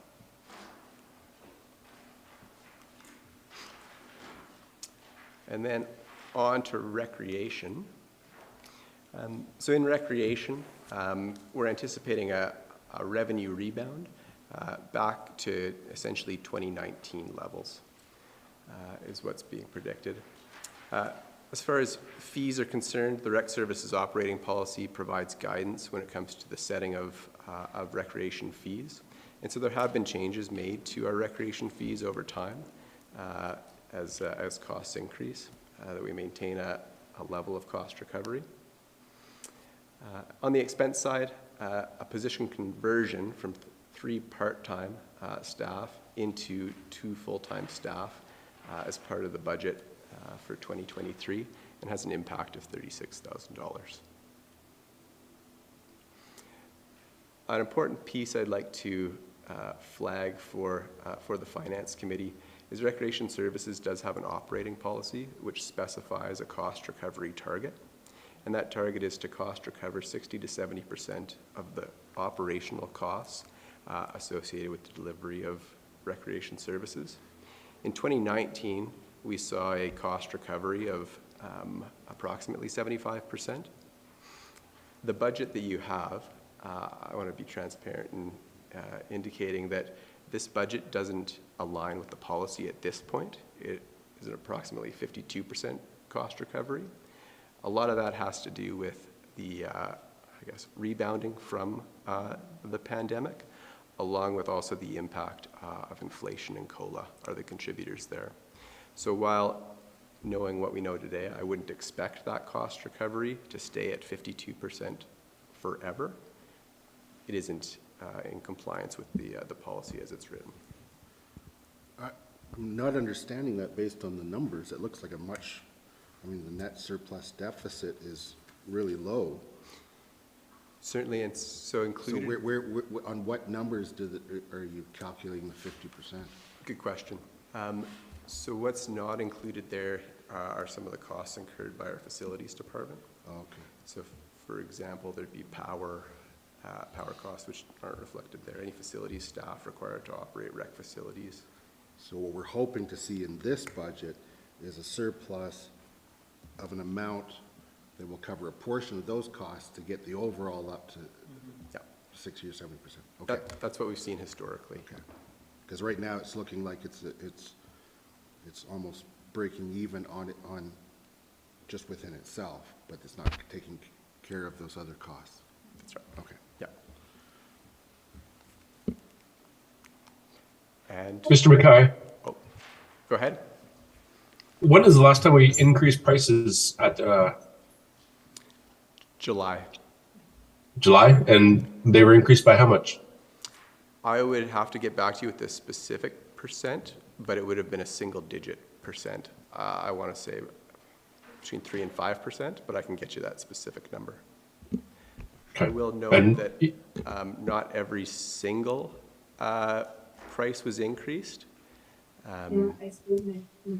There was work done to, I guess, look at like facilities and what's charged, particularly on the facility rental side of things. But price increases did occur for, say, drop-in or ad hoc use products like membership at Elevation Place, day passes, those type of products. So with that increase, we're still not meeting the policy. That's what we're forecasting, yeah. Yeah.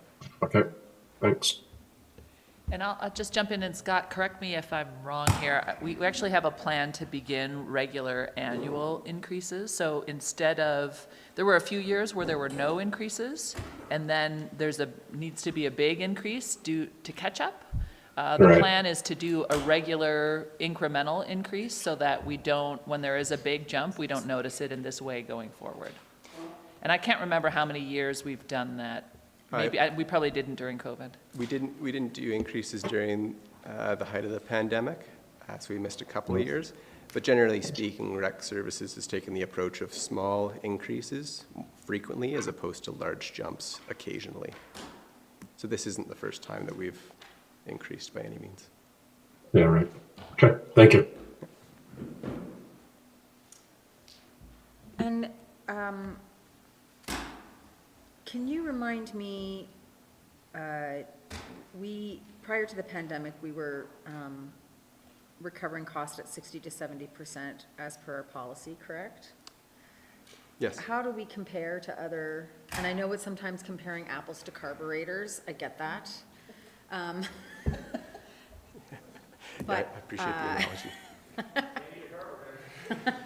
It's, we do have some comparator data. One of the challenges with, I guess not challenges, but Municipally run versus society run versus, yeah, I know. Because we struggled with that when we actually built the building. We had those conversations. what I would suggest is for a community this size, 60 to 70% for public recreation as far as a cost recovery is generally on the higher end, cost recovery wise. Like positive higher end. Yes, we Right, recover. right to the ratepayer. Okay, gotcha. We can. Some might say amazing. Yeah, okay. I wanted to, that's what I remember it being, but you never know what's changed since, so, yeah, that's what I thought. Okay. Yeah, it's certainly on the higher end. But we can provide additional data. if No, that's I just wanted to okay. confirm what I knew Yep. and understood. Thank you. Thanks for the questions. If there's nothing else on municipal services. Okay. Oh, that's okay. I dragged all the presentations onto the desktop. Oh, thank you. Can we just close this one? This is.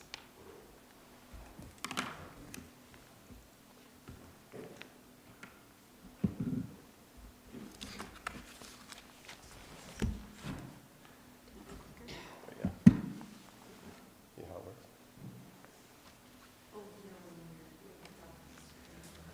So this is just the one to go to the next slide? Yep. Don't laser point your eye. Oh, it was, and then it went dark. Are you sitting? There. Is that working?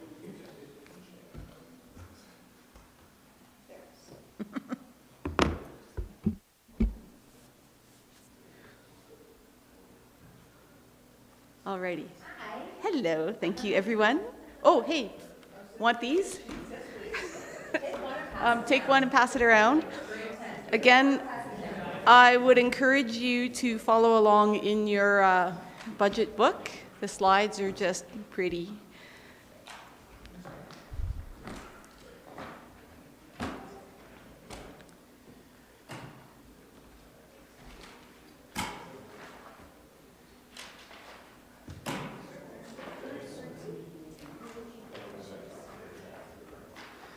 So when I was going through the operating budget and the conversations we were going to have today, I was kind of thinking a lot of the operating budget in municipal infrastructure is kind of dry. Like aside from salary, wage, and benefits, It's a lot of kind of fixing stuff, bricks and mortar stuff. And then I kind of started to think, well, you get what you pay for.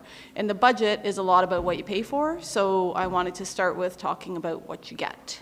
So in municipal infrastructure, we oversee and design the construction of capital projects ranging from flood mitigation work to streetscape and pathway improvements. We evaluate and process development applications and write policies and bylaws to implement our long-term community vision. We maintain and operate 62, soon to be 63 buildings valued at over $225 million. We deliver on climate action and human-wildlife coexistence efforts. We maintain public open spaces and trails across the town, as well as the town cemetery. We maintain a significant network of roads and sidewalks. We deliver solid waste services, including organics and recycling, and we manage the EPCOR contract for water and wastewater. And I will walk through each of those 4 departments of engineering, planning and development, facilities, and public works. So first of all, the page numbers on the slide, like with trees, refer you to the pages in tab 3. If you want to take a look at the variances, they're on tab 4. Engineering and transit are on page 23 and 24 of tab 4. So significant changes in the proposed budget over the current year. In engineering, we have in positions a new full-time community development engineer, and that is fully funded from the Development Application Reserve in 2023. On the revenue side, we see increases in both permit and fine revenues in 2023 and 2024. A benefit of instituting that Development Application Reserve last year means that in both engineering and planning, they are better able to be a bit less conservative in budget projections on the revenues. So you'll see a lift there. Part of it just reflects the growth of the community, but part of it reflects taking a bit of a less conservative approach to the projected revenues. On the expense side, you do see a decrease in contracted services in engineering in 2023. That's mostly due to the efficiencies with the new parks planner, as well as a project manager position that we approved in 2022 to backfill the flood mitigation project engineer management work. So both the lack of project management capacity and the lack of a parks planner meant that in engineering, we tended to contract out core services related to processing applications and advising on capital projects. These 2 positions mean that there's a decrease in our contracted services there. In 2023, and I put this in green just to flag that it is a bit of a different beast, even though it sits within the engineering budget. This is an increase in the 2023 requisition for transit due to increased cost for the status quo service levels from the Bow Valley Regional Transit Services Commission. And as Scott mentioned, he and I will be talking about transit and paid parking a little bit later today. Can you give me, and maybe I missed it in the narrative, what is the community development engineer? Like, is it meant to be more focused on planning and development permits and building permits and stuff like that? It's fully supporting applications, yeah. Okay, perfect. Yeah. Thanks. So unfunded options related to council's plan. Again, we'll talk about this a bit more later on today. They are all related to increased service levels for Rome Transit. So, and this is working towards, under the action of increasing mode share, the transit mode share by 5% by 2030. So there's 4 new services that we're looking at in transit. One is the Quarry Lake and Grassy Lakes route, starting in 2024. This is actually already committed in our operating, in the sense that in the capital budget, the previous council had approved purchase of an electric bus and infrastructure to build the bus stops and route along this new route. At the time, in the report, it referenced operating likely to be funded out of paid parking revenues, but that decision was never made by council. So this is a route that's been on the books for a while. It just hasn't shown up in the operating budget yet. And there's a commensurate commitment on operating from Alberta Parks. It's a 50-50 split on the operating, and I believe the requisition from Alberta Parks is already sitting with the Transit Commission. And then the 3 other services, one is an increased frequency of regional service. that would cost an additional $30,000 in 2023 and $31,000, taking inflation into account in 2024. And then to parallel that, there would be an increase in local service on, that number 4 there should say weekend. I got that wrong. But it's an increased local service on weekdays and weekends to match that proposed regional service enhancement, because we don't want people getting off of the regional bus and then having to wait because of the stagger in that local service. So just on those, there's going to be another presentation around transit, right? There will be, yep. Just to clarify on those are things that, if approved, could go now. They're not waiting on the study that the Transit Commission's going to do. Correct, they could go now. And I got that wrong. The bullet 3 there is weekend service. That's an additional $121,000. And then the 4th one is the weekday. I think I got it right in the presentation this afternoon, so sit tight on that. Yeah. And when we talk later, will it talk about the potential of reserves to cover things like this? Or? We absolutely will. Okay, thank you. Good spoiler alert. Next, when we look at planning and development, it's on page 42 in tab 3. The variances are on page 25 in tab 4. Key points there are one new position, again, fully funded from the reserve in 2023, and to Councillor McCallum's point, that community development planner is fully committed to application processing. The revenues, again, have gone up to better reflect growth in actuals, and then they also reflect the ability to be a bit less conservative, again, because of the development application reserve. And expenses have gone up in admin and general services in 2023. The bulk of that, about $40,000, is related to service fees, because in development applications, we are now going to be accepting credit card payments on larger applications. Previously, we've only allowed credit card payments for application fees up to $1,000. Over that, we require other forms of payment just because of the service fees. So as a direct response to feedback from industry, we're changing that practice to accept credit card payments on larger applications, and that does mean that we're expecting about a $40,000 service fee hit, and we'll just absorb that until we have, hopefully down the road, improvements in our e-processing to be able to charge that back and include that in the costs to applicants. That was my question. And then, I guessed it when I saw your light come on. And then the other piece there is just, we do have an increased complement of professional staff. I think in the past 3 years, we have, I think on staff now, 2 new planning techs, a new policy planner, and a new development planner. Planning is an accredited profession, and they do require training to maintain that accreditation. So we're seeing an increased cost there. Ms. Smithers, Yes. can we go back to the credit card processing conversation just quickly? Yep. So we're basically spending $40,000 to subsidize people's credit card loyalty programs. Is that correct? No, we are spending $40,000 to find inefficiency in people's application submissions, and for the most part, that's covered by application revenues anyways. But next year, we're going to find a way to charge back that 3%. Charge it back more directly, yes. I would say arguably we already charge it back because most of planning and development's budget is revenue supported from development applications. But as we move forward with further upgrades to e-services on the application submission side, yes, we are going to look at separating that out. So it's charged back more directly instead of just kind of coming into revenues and then going out to service fees.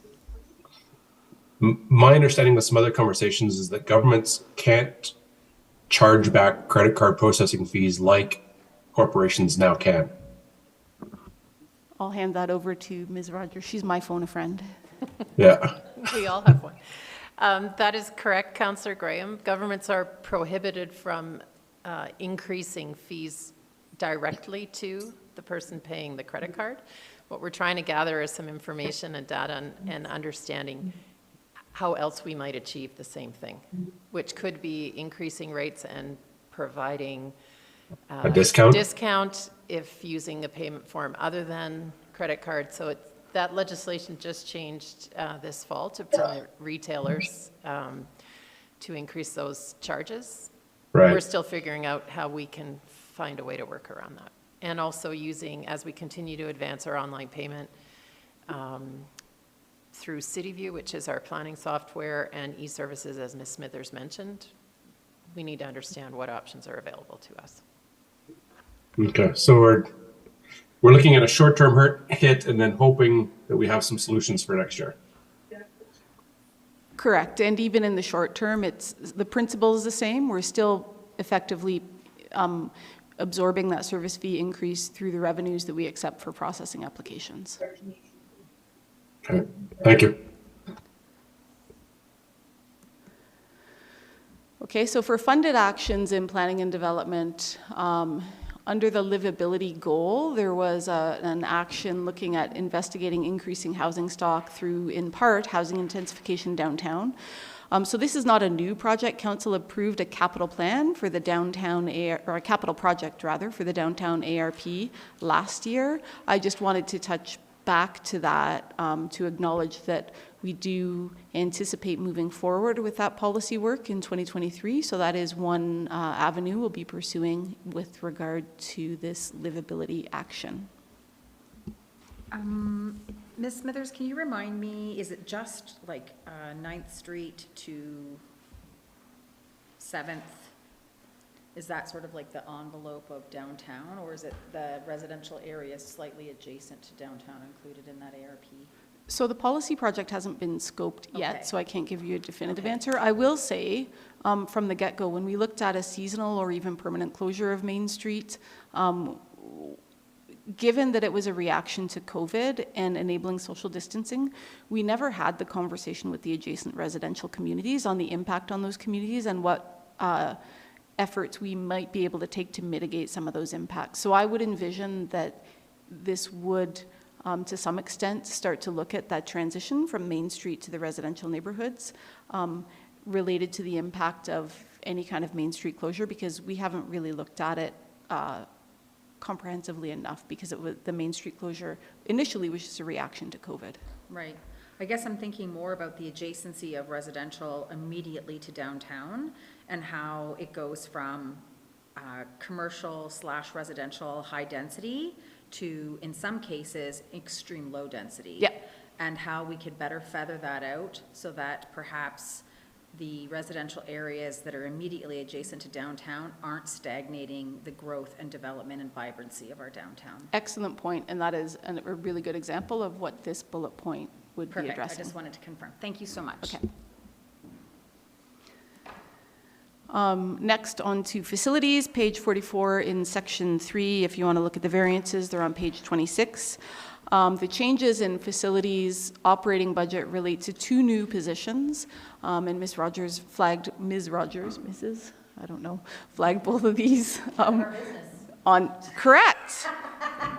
That person at the end of the table flagged both of these in the presentation on Tuesday. One is a full-time facilities supervisor in 2024, and that's just simply recognizing we are increasing our stock of town-owned facilities, and we're past that critical mass of having a manageable supervisory workload for 2 facility supervisors. So we're bringing on an additional one in 2024.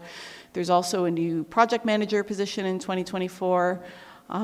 That's really reflecting that as the facilities age, the life cycle and rehab work gets more complex to manage, and we are finding we're needing that project management expertise to handle the technical side as well as the workload associated with that increase in projects. And then again, as was mentioned on Tuesday, this position we're actually going to be starting in 2023, funded from an existing approved capital budget related to business transformation, because we're also going to be looking to that person to support with some of the formalizing our project management processes and tools. Revenues and facilities don't really have a significant variance year over year. We do have some increases in expenses. These are really related to, in both 23 and 24, increases in supplies and energy, and that's just simply related to higher electricity costs and higher gas rates, which relate in higher utility costs there as well.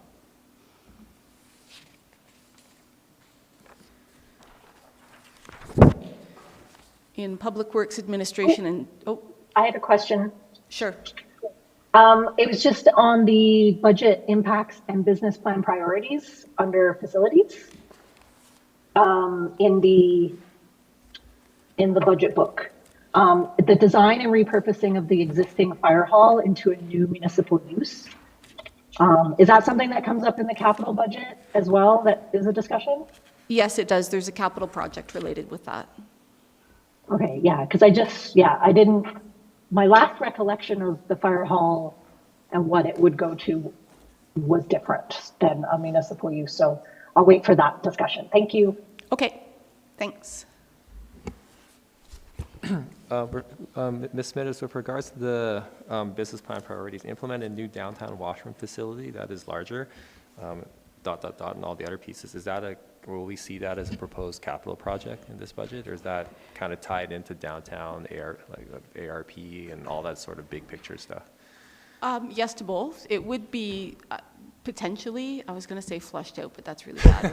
Flush it! The mayor is a bad influence on me. It could be something that is explored, at least in a kind of more of a concept stage in the area redevelopment plan. We wouldn't typically get to location or provision of like that specific. However, when we get to capital next week, you will see there is a study related to universality of washrooms, and then related to the conceptual design and costing of a downtown washroom in the capital budget and plan as well. Okay, thank you. So that's the steps before. Okay. Okay. So now to Public Works Administration and Sustainability on page 46 or page 27 of tab 4. No variances in positions. We are looking at the variance in revenue and expenses is tied together, so I'll talk about it as one. In 2024, we are looking at, in the sustainability group, introducing a GHG emissions reduction program, and the cost of that is about $200,000 we anticipate. So that is that $200,000 transfer that shows up in revenue from the sustainability reserve in 2024. So the expense and the funding source are for the same thing. And then that GHG emissions reduction program builds on some work that is currently being funded through the Federation of Canadian Municipalities. The intention is to present back to Council on that in 2023, and then this budget would allow us to move forward and implement some of what we found in that study with the FCM.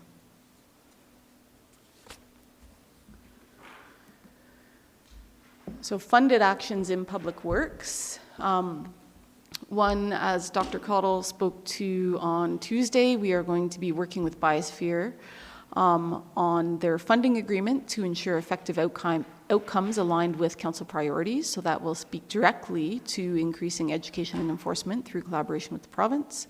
And then as well, in terms of energy retrofits for residents, we are implementing that GHG emissions reduction program that I just spoke to in the previous slide.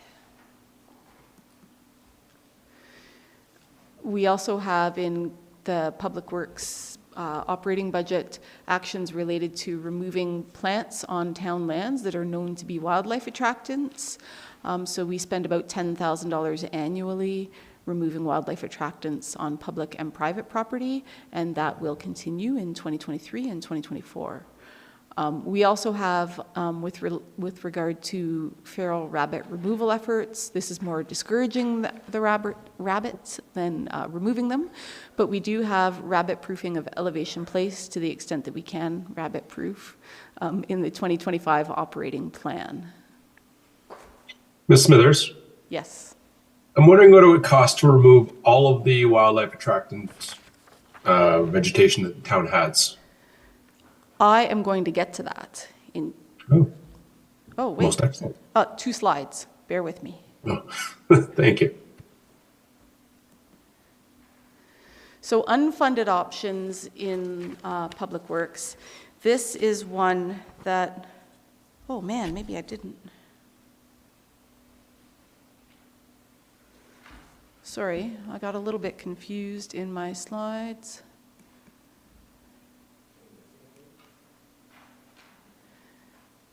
Yeah, this is There's an unfunded, I gotta be, yeah, sorry, I was working on this last night and I missed this one. Nope, that one's right.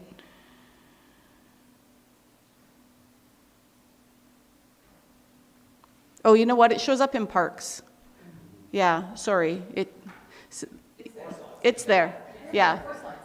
Yeah, I'll get there. It just shows up in different places and I get messed up. I actually had to move it because I had it in Public Works. That's one, Rick. So, okay. Unfunded in Public Works, Admin and Sustainability. This is the new initiative that Dr. Cottle spoke to on Tuesday. I had a conversation with Bill Snow, the Director of Consultation with Stoney Nakoda Nation. They are submitting a proposal to the Department of Environment and Climate Change Canada to look at an Indigenous-led area-based conservation project that would effectively create a wildlife corridor on public lands that would stretch from the Kananaskis River to the Banff Park boundaries. And this wildlife corridor would integrate traditional ecological and cultural knowledge into the regulations regarding wildlife and use of that corridor. So the project is threefold. One, to institute that kind of regional corridor from Kananaskis River to the Banff Park boundary that could include recognized existing corridors and potentially habitat patches within town land. It would look at working with the province to incorporate public lands into the Wildlands Provincial Park, and then it would also look at different regulations within the wildlife corridor that could incorporate traditional ecological knowledge. So this is a new, the Stoney Nakoda Nation has asked if the town would be willing to work with them on this approach, and we've said yes, because it does align with our environmental goals as well as our relationship goals. There is a request from Stoney Nakoda Nation for $10,000 in 2023 to go work towards this project. That $10,000 could be leveraged through the federal government, basically with a factor of 4. So if we contribute $10,000, the federal government would match it with $40,000. So this is an unfunded option that is late breaking, so it doesn't show up in the plan.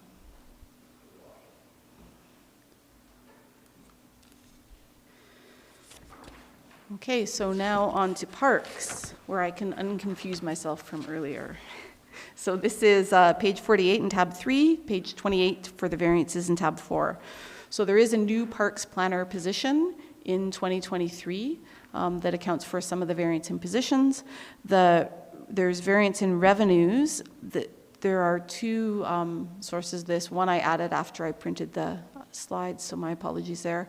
There's an increase in grants in 2023, and that's a provincial grant for the mountain pine beetle program that just addresses the spread of infestation in town. There's more infestation, so it's a bigger grant and a bigger program in 2023.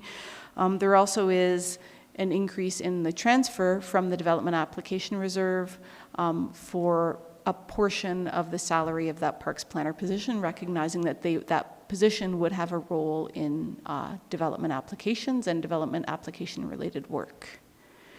In expenses, there's an increase in contracted services, again reflecting that increase in grant for the provincial mountain pine beetle program. There's also an increase in our contracted services that reflects that increase in the grant and the scope of the pine beetle program.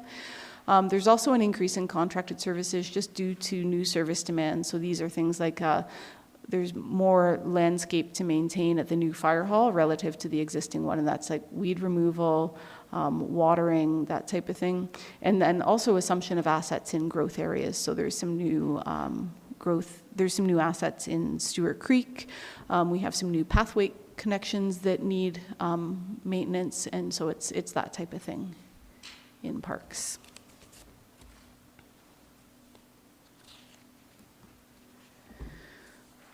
Unfunded options in parks. There are a couple of them. One is related to livability. Most of you would remember during COVID, we had a provincial grant to encourage people to be active outside. We used some of that grant to provide an outdoor ice surface in the Three Sisters area. It was very popular. We've had some requests to restore that ice surface. It is not in our operating budget. It would be an additional $4,000 in the budget starting in 2023 for us to continue that option. Secondly, related to the environment goal and removing plants on town land. So Councillor Graham, this speaks to your question. We could escalate the pace of that program to about $80,000 annually. That is not to say that we would get it all done in 1 year, but it is to say that with a significant increased investment, we could expedite that program quite a bit. It would probably be around, and that would also include actually replacing those plants that we remove with plants that aren't wildlife attractants. There is a significant value to vegetation and a tree canopy in town. So it's not just about removing the trees, it's about replacing those ones that we do remove and then watering them until they can sustain themselves. So, Ms. Smithers, that would roughly take how many years at that rate? I would have to get back to you on that. I don't know that we would know off the top of our heads because I don't know that we've inventoried every single plant that would need to be removed. I could get a rough estimate and then provide that when council goes into their deliberations. Okay, so essentially this would be 8 times faster, but we really don't know how much we really have. Yeah, it would expedite it. How long we would need to provide that expedited service for, I don't know, but we can find that out when we come back on the options. Okay, thank you.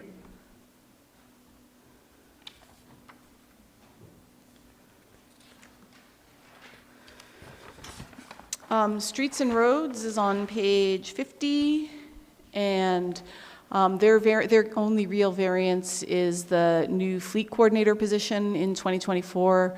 Currently, the fleet group is really comprised of light and heavy duty mechanics. What we're finding is those mechanics spend a fair amount of time on the phone, ordering parts, getting warranty, doing scheduling, that type of thing. It's not a good use of their specialized time, and we would much prefer them to be working on the vehicles, and they would prefer to work on the vehicles too. So this is really enhancing the administrative role in fleet to do some of that work that now is landing on the mechanics, and it also allows us to look at fleet in a more programmatic way so that we can be more proactive in monitoring and tracking and that type of thing.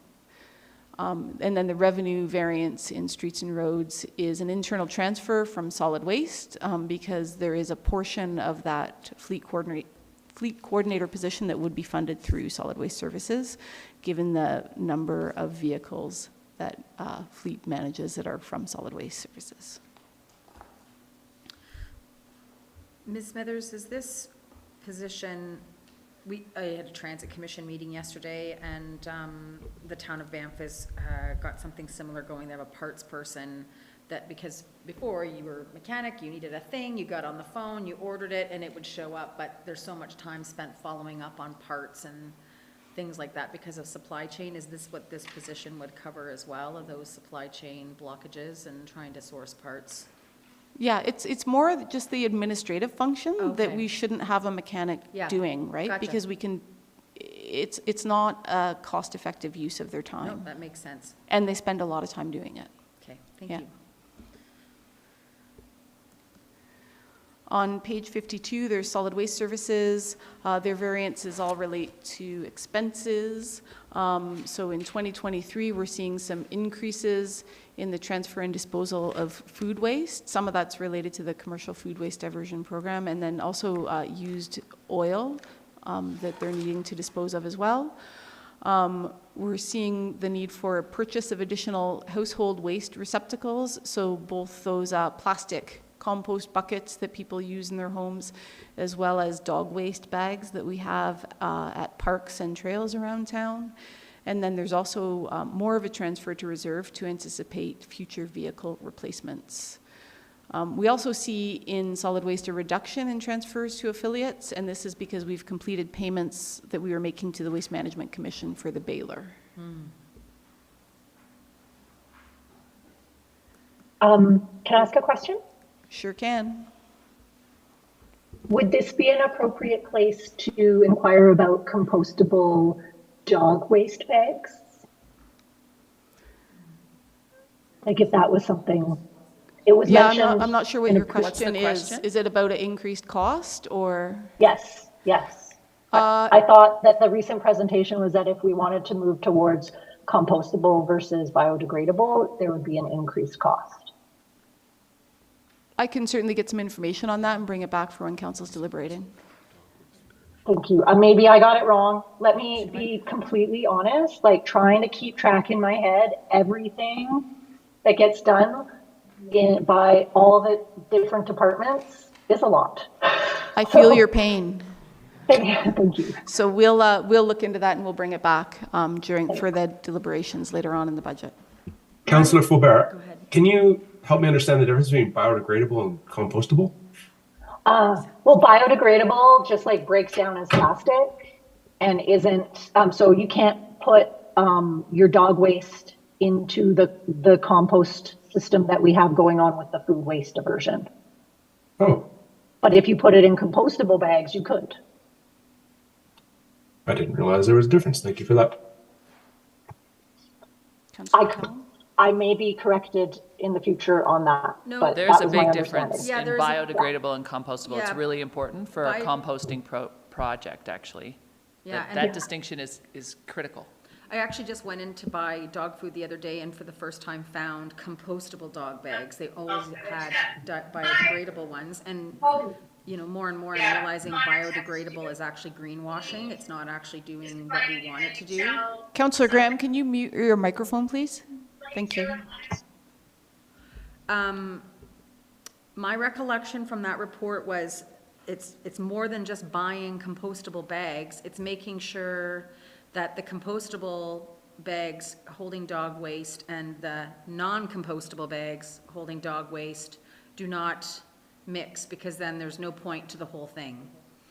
So I feel like it's a bigger question about how we are able to divide those two. Like, I know that within our composting program, our food waste program, that there's been excellent compliance in terms of the public realizing, no, I cannot put this in my Safeway bag and then throw it in the compost. I need a compostable bag, not a biodegradable bag, a compostable bag, or paper or whatever. So I think that that's the bigger piece that we need to figure out how we're gonna divvy those two up, which is, in my mind, we need to figure that out first before we start buying compostable versus biodegradable. It's an Would that be excellent correct? point. Yeah. Yeah, and like I say, I'll get more information on that and we can bring it back for when council goes into deliberations. But out of interesting, that cost between the biodegradable and the compostable bags, same price. Yes. Yeah, different color, slightly lighter green. No, but I mean, so you can tell the difference. Yeah.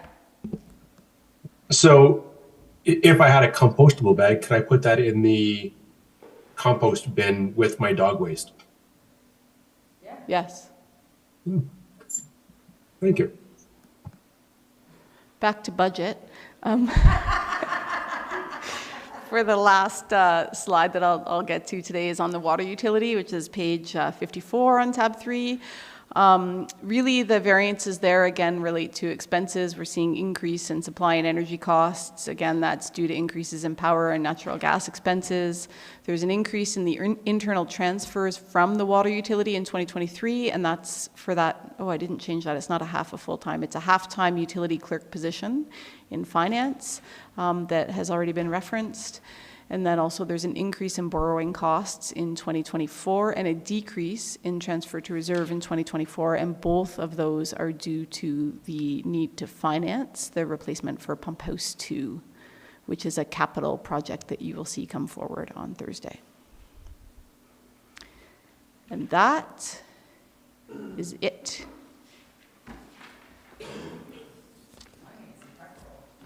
I planned it that way.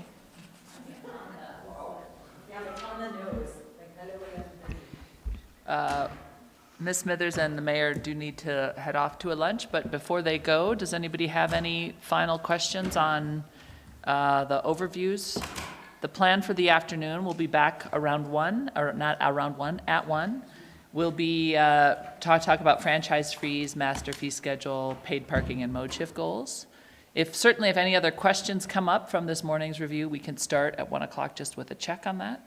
But before we go, any questions?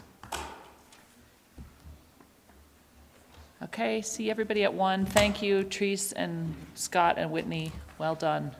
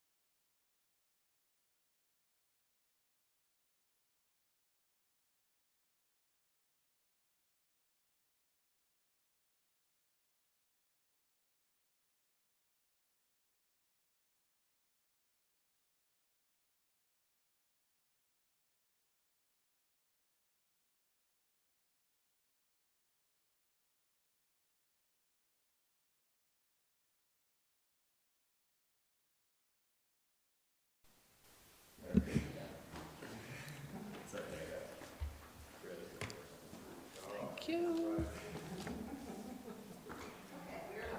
Thanks, Robin.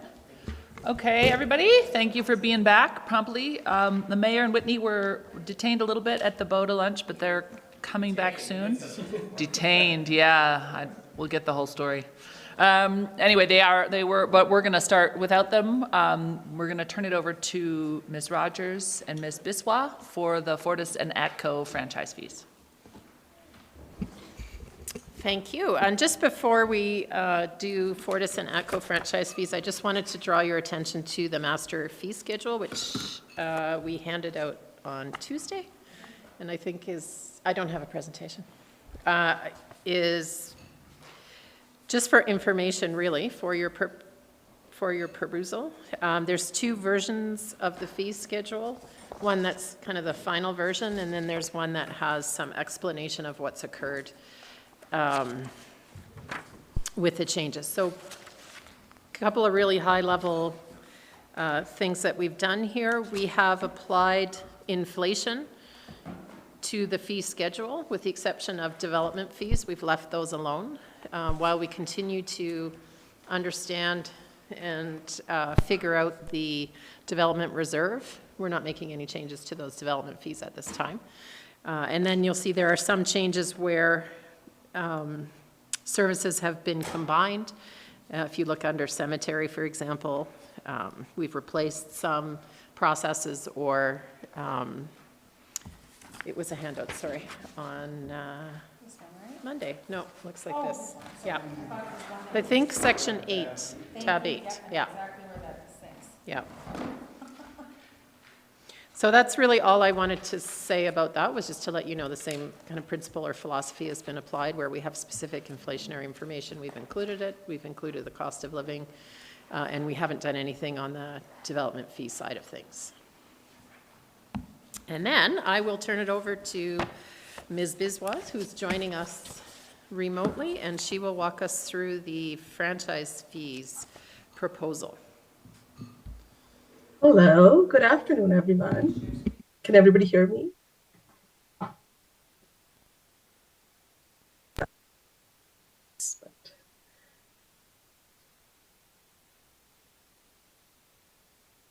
Hey, just pausing for a bit to see. Just sharing the screen, pal, give me just one moment.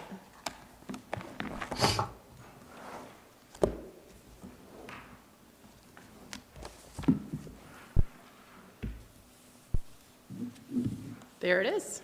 All right. Thank you so much. Okay, good afternoon, everyone. Just like to speak to the Fortis and the Atco franchise fees this afternoon. Starting with the recommendation. Next slide, please.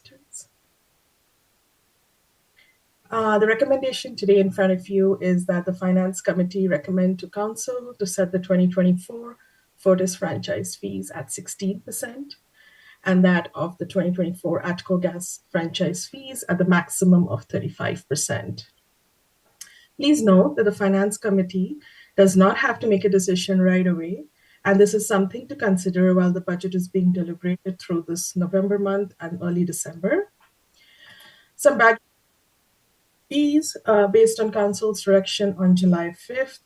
Administration is now reporting back to the Finance Committee with a recommendation on Fortis and Atco Gas franchise fee rates increase in advance of the necessary notification periods. Administration is recommending an increase to the franchise fees in 2024, both for Fortis for electric distribution and for Atco for natural gas billings, based on our analysis of franchise fees charged by municipalities across the province. No increases are being recommended to the 2023 fees, as we wanted to ensure that Council sees the full budget picture of the tax and the utility rate increases for 23 and 24 before making a decision on franchise fees. Next slide, please. So about 90% of the revenue in the town's operating budget is made up of a combination of three main sources of revenue to sustain municipal operations, which includes property taxes, franchise fees, and user fees. As Ms. Rogers mentioned on Tuesday in her presentation, franchise fee revenue is a piece of the puzzle which is designed to generate revenue from a different customer base. So what does this mean? While this base does not include many municipal taxpayers, this particular customer base includes schools, churches, the federal and the provincial governments who are exempt by law from paying municipal taxes. Therefore, by using a franchise fee to generate income from exempt community members, the burden of paying for town services is more equitably distributed. Next slide, please. Getting into the Fortis franchise fees.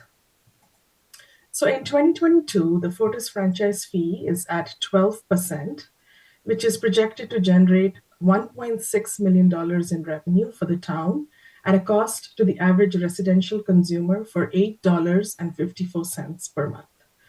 This type of revenue grows each year as the community expands and is significant in managing the growth pressures. The last rate increase to Fortis franchise fees was in 2021 to 12%, as you can see on the slide. Next slide, please.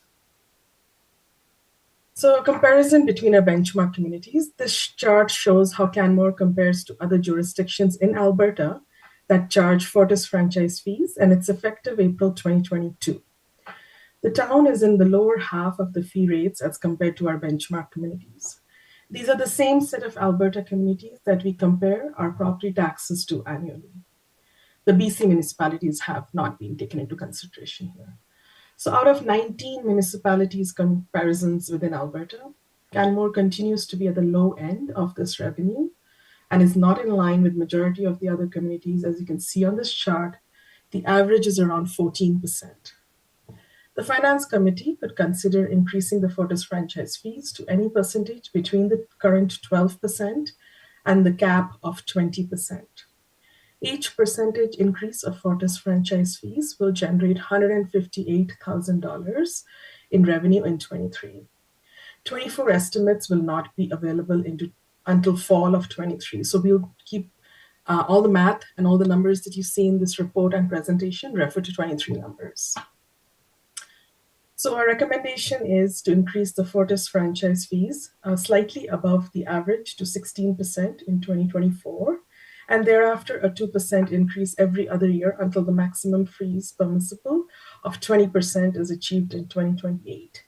This long-term plan of fee increase is just an option for this committee to consider to get Canmore to the max in the best possible way. So how does it affect our residents? This would generate an additional revenue of approximately $570,000 in 24, which would add an additional $3.17 to the average residential monthly bill for a total cost of $11.71 per month to the average residential consumer. Again, for reference, the current average residential bill is $8.54 a month. Next slide.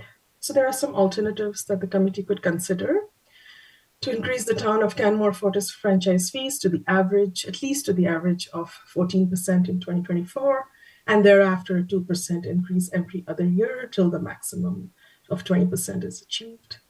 This would generate an additional revenue of approximately $300,000 in 24, which would add $1.70 to the average residential monthly bill for a total cost of $10.24.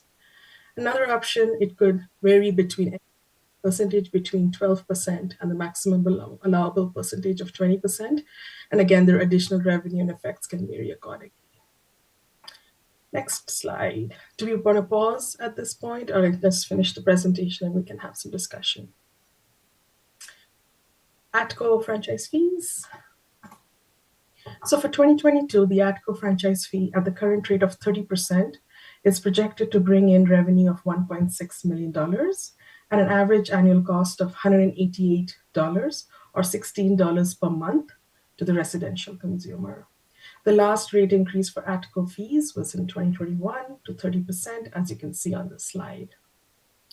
Next slide, please. So this chart again shows us how Canmore compares to the other jurisdictions in Alberta for the ATCO franchise fees effective July 2022. The town is in the upper half of the fee rates as compared to our benchmark communities. And out of the 17 municipalities comparison, Canmore continues to be the higher end of this revenue. As you can see on this chart, the average is around 25%. And there are a couple of municipalities that have opted to be at or very close to the maximum fee. So the Finance Committee could consider increasing the fees to any percentage between the current 30% and the max of 35% allowed. Each increase of ATCO franchise fees will generate $58,000 in revenue in 2023. So the recommendation is to increase the Town of Canmore ATCO fees to the maximum to 35% in 2024. This would generate additional revenue of $290,000 in 2024 for a total of just over $2 million. This would add an additional $31 to the average residential annual bill for the consumer, or $2.50 a month. And the alternatives. Next slide, please. Again, a couple of options. Could maintain the same rate fee for ATCO in 2024 as we are above average compared to our other municipalities. This would, and then the committee could decide to increase the fees thereafter to bring it to a permissible max fees of 35%.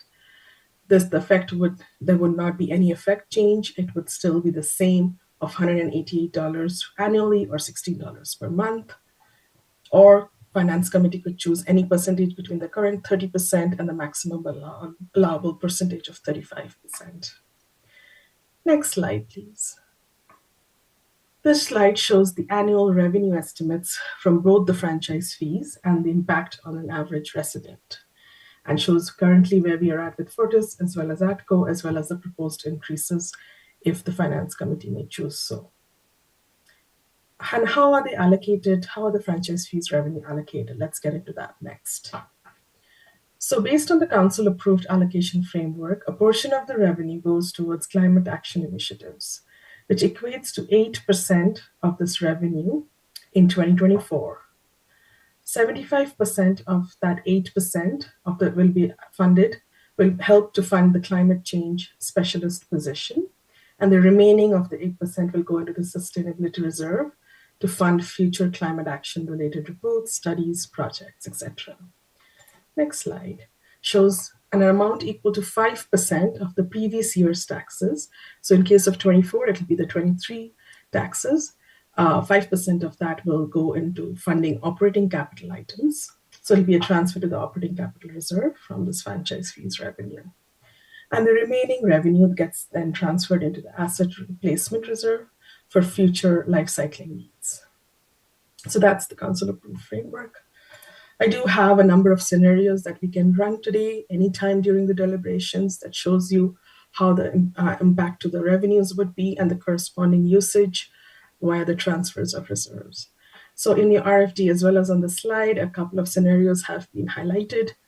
For under 23, the second column shows if there's no increase, there is still going to be a total of $3.39 or $3.4 million of revenue coming in, and how that's going to get used up by the operating capital transfers, climate action initiatives, and the asset rehab. The column highlighted in purple, the scenario number 3, is what's the recommendation of administration, shows the 16% and the 35% impact. So a total of $4.2 million approximately revenue would be received. And again, you can see the usage, and $2.5 million of that going to the asset rehab reserve. And with that, I conclude my presentation with the recommendation in front of you to set the 2024 Fortis franchise fees at 16% and the ATCO gas franchise fees at the maximum of 35%. And any questions you may have?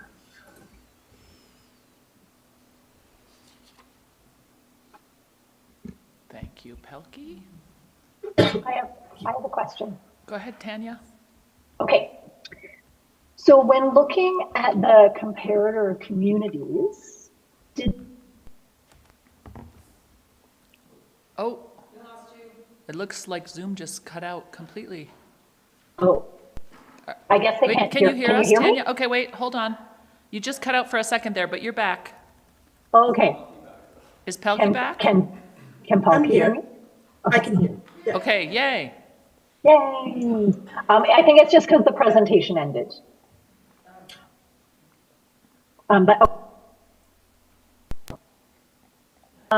When looking at the comparator communities, did they have a methodology for allocation like we have in terms of creating a process, we formalized what we're using the money for. And then also, had they set out at all any rationale or policy in terms of how it increases and at what rate and to what point? Through the chair, the allocation is something that's usually not publicly available.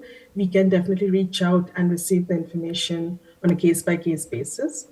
All we get is the percentage and where they're at as of July or April of the year. From my past experience, we did not have an allocation framework from the city of Airdrie. It was just going towards a revenue gap to fill the tax gap. So it varies from different cities, municipalities, and towns. But can definitely get the information if that's what council would like to see. Well, that was more of a curiosity question because I really value and I'm really grateful for how we've structured our allocation. And I think it's really forward thinking and very much in line with our climate change goals. I guess I was more curious, like, you know, like some of them, like on the Fortis one, for example, like there's a spread of from 4.75 all the way to the max. You know, like, yes. And I'm just wondering, what might other communities put into their thought process when they set that? They might not be doing anything, they might just be setting a rate. But I'm just trying to understand if there's any, if that's a way that other communities, I'm gonna rewind. I guess I'm wondering about whether we should maximize this, right? Because the proposal in front of us is to go to the maximum for both, and that there's a time frame over which we've reached the maximum. And I'm wondering what other communities do. Are other communities also targeting going to the maximum? Do they stay the same over time? Are they putting thought into how much they raise it per year? With a policy like every 2 years we go up 2%. That's kind of my curiosity question. I can speak to that a bit. I think it's all over the map, Councillor Faubert, and I think some have a more formal approach. If you look at even our own historical increases over time, there weren't any for a significant number of years. And so I think that's part of the picture. Not everyone is perhaps aware of the options that might exist or the ability to set a framework like we've done. Others have a strategy about getting to the top of that allowable rate. Yeah. I think my concern is around maximizing franchise fees in relation to affordability. But I also believe that we should maximize franchise fees because they are a revenue source that everyone pays. They're directly connected to the usage of non-renewable resources, and we have a clear allocation of how we're using that money. So, but the affordability question is in my head. Yeah, and Councillor Faubert, I think we really appreciate that question, and thank you for raising it. Part of why administration decided not to make a recommendation on 2023 was as we were doing that budget work, council would have had to make that decision before November 1st, and it just didn't feel appropriate because of the impact to have you make that decision without the context of the larger budget framework, because you're right, it does all add up to affordability. I think and historically at the town, we've said there's all one taxpayer. I think one of the many benefits of having Ms. Biswa with us is that she's helped us see that in this case, that's actually not always true, that we're adding additional taxpayers in with this increase. And so while it does still have an impact on affordability, in some ways this is more of an equalizer than other increases.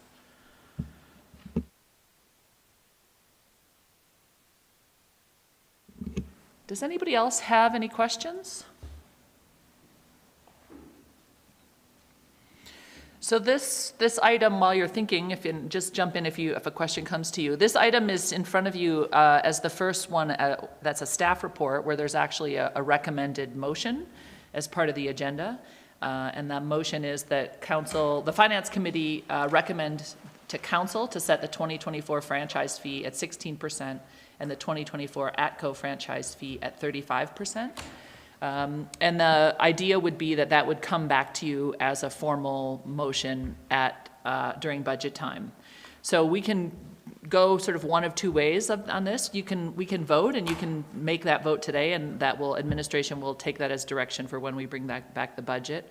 Or if you'd like, we can table this until budget deliberations, when you're looking at all of the various items of the budget, and we'll just keep this on the list of a motion to bring back. So really looking to the rest of the Finance Committee for your thoughts on how to best proceed.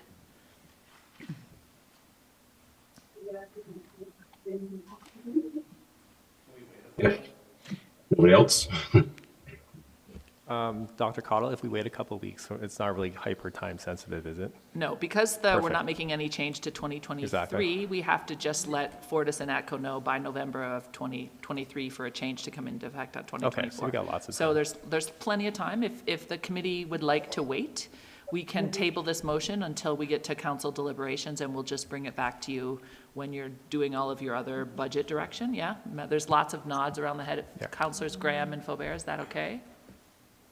Yeah, I think I'd like to see this table until we've got a fuller picture in front of us, personally. Sure. So I'm procedurally, I'm hoping this will be okay, that we will then have a motion to table the recommendation that the Finance Committee recommend to Council to set the 2024 ATCO or Fortis franchise fee at 16% and 2024 at 35% until Council budget or till Finance Committee budget deliberations, and we will bring the motion back at that time. But I need you to vote on the tabling motion now. Wouldn't be postponed. It wouldn't be postponed? No, it wouldn't be a postponing motion. Tabling would be later in the meeting. Oh, yes, you're right. Thank you. You're right. It's a postponement. Thank you. So now I take it back. I withdraw my motion. And I'm making a postponing motion that we postpone this recommendation until Finance Committee budget deliberations. We'll give Councillor Hillstead that motion, actually. Thanks. All those in favor? Approved unanimously. Great, thanks. Mm-hmm.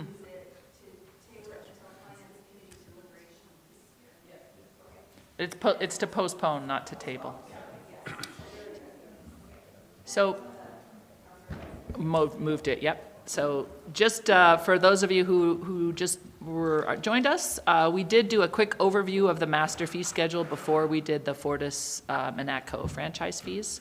So if you have questions on that, you can bring that back, ask them now, or we can bring it back to a future meeting. Otherwise, we're going to move on to paid parking and mode shift goals. Okay?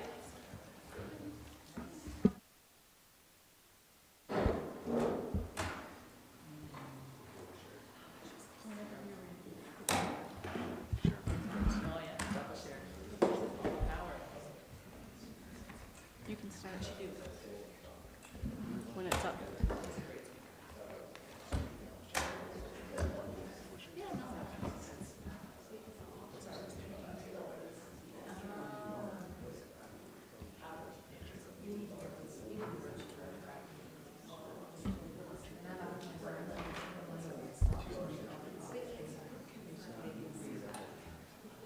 Okay.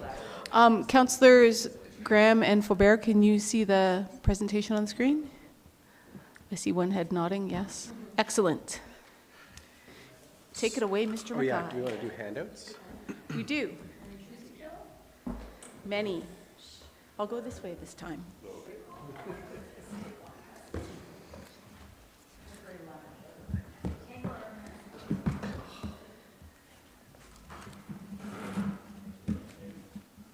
While those are going around, we might get started. As I would imagine that you're aware, the town of Canmore has a paid parking program. Yep.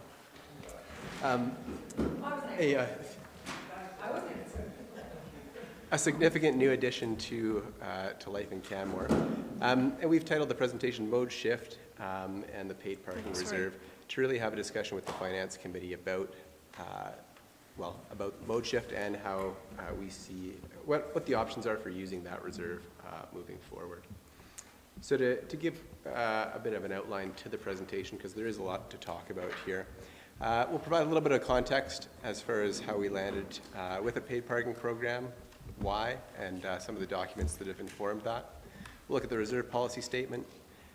Then we'll also go into our preliminary reserve balance forecasts, and then walk through some options as to how that reserve could be used in 23 and 24 specifically, and then also outline potential future requests. So that's essentially where we're heading. What I might suggest is if there are questions for clarification along the way, to please make sure you ask those as we go. But I do think the presentation and the discussion will benefit by allowing us to get through the content and then bring it back together for what should be a fun use of a calculator. It just occurred to me too, Scott, with the presentations on the stick, we got to figure out how to make your fancy calculator work. I got a plan. Well, excellent, excellent. Okay, so in starting the conversation, we wanted to take a minute and look back to why we started the paid parking program. And it really had to do ultimately with transportation management and dealing with the volume of vehicles we were seeing through our downtown core and also at Quarry Lake Park. And then also it was intended to fund that fare box component of what we wanted to be fare-free transit. So the thinking was revenues generated from paid parking could cover that portion of the transit requisition that would normally not be included in the requisition but be charged to passengers in transit. And that was done, both the transportation management and the fare-free transit, to really work towards our long-term goals in our long-range plans articulated through the Integrated Transportation Plan, the Municipal Development Plan, and our climate action goals and efforts. And then if you look at that as kind of a cascading series of plans and documents, when you take those long-range plans, then they kind of come a little bit closer to the horizon in terms of Council's strategic plan, which is that recently approved 4-year plan with some goals and actions related to climate change and modal split specifically. Then a bit closer to the horizon is the business plans and budgets, so that's the 2-year plans and documents that we're discussing today. Another aspect or another lens to look at these decisions through is the reserve policy and the purpose of the paid parking reserve as articulated in the reserve policy. And all of that suite of cascading plans and goals really inform some of the decisions that have, inform the decisions we've made so far related to paid parking and transit and just how we use the revenues from paid parking. So just before we get into the discussion, just wanted to provide that bigger context. Also on the context side of things, it's a good opportunity to revisit the paid parking reserve purpose statement, which, as written in the policy, is to fund improvements in areas where paid parking has been implemented and or to fund fare-free transit services and or to fund off-site parking-related infrastructure such as intercept parking or shuttle services. And so in coming up with various options for the utilization of the reserve, that's what administration has had at the forefront of our minds. When it comes to paid parking revenue, this lays out what we're anticipating for 23 and 24 and provides 2022 as a comparator. And certainly we're anticipating revenue to grow based on the projections that we had for 2022. And so what I would draw your attention to here is the net number. So for example, 776,000 in 2023. That number is what would either go into the paid parking reserve and or be transferred to transit. So in that case, the two transfers at the bottom add up to equal 776. They're just accomplished with either an internal transfer or a transfer to reserve. I think that's all I'll say about that one. Did you want to speak to why a decrease in revenue at this point, or is that going to explain later? Projected revenue between 2023 and 2024. That's a good one to flag. I actually think that's a typo. That is a good one to flag. Yeah. It's the same? Yeah.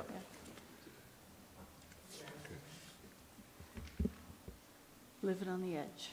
Thanks. So sorry. Just to confirm, okay. it's the 1150 or 1148 1148. is Thanks. correct in Thanks, both Rick. years. We were looking at a Because we would have rounded. decrease in permits that year. The anticipation being that as I would say transit services and the mode shift is achieved, there would be fewer permits, say a monthly parking permit, that would be purchased in subsequent years. So it's a conservative approach then, that you're not forecasting an increased volume of cars utilizing paid parking then? Just holding it still around that 1.15 million and a decrease in permit revenue, but you're just holding it flat just to be conservative since it doesn't have any really historical record yet? Exactly, yes. Okay. With, I would say, how many, close to four months of data? Yeah, Yeah. yeah. No, I Gotcha. just wanted to make sure that I understood. So can I ask a question, just so the 298, 302, and 305 under transit, is that represent fare-free transit? Yeah, that's the portion of But paid, not the, it's the portion of paid parking revenues that is used to fulfill that total requisition. okay. But it doesn't, transfer. the Yeah. existing, but not what's being Not new proposed. services. Okay, We'll get that's what I there. wanted to Yeah, understand. yeah. Thank you. Thank you.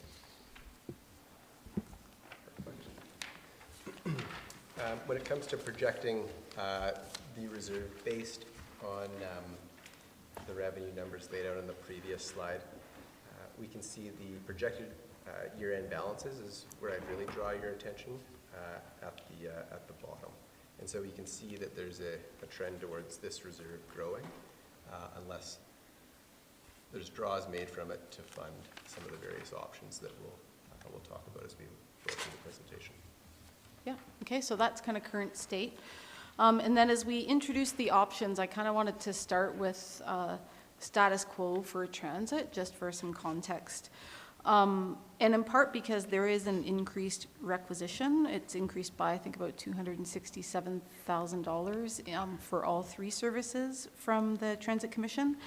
And I bring it up because if you look at the increase in, or the change in requisition by type, that Canmore local service moving from 2022 to 2023, we've seen about a 19% increase in the cost it takes to run that service. And the significance of that really is in the context of the revenue sources that fund it. So while the cost of that service has gone up 19%, the amount that we're using from paid parking revenues to fund that service has only gone up by 1%. So the result is that the funding from taxes for the Canmore local service needs to increase by about 25%. So we've moved away from that concept of fare box recovery with paid parking revenues. So because the assumption built in here in that kind of $4,000 increase to 2023 and then another $3,000 to 2024 is really just accounting for inflation. So it could be that we want to move away from that assumption that isn't really valid anymore anyways to a method of kind of a consistent proportion of that local service, or all of it may be funded from fare box revenues. And that is one of the options that we'll be talking about as we move forward. And that is just for the status quo requests.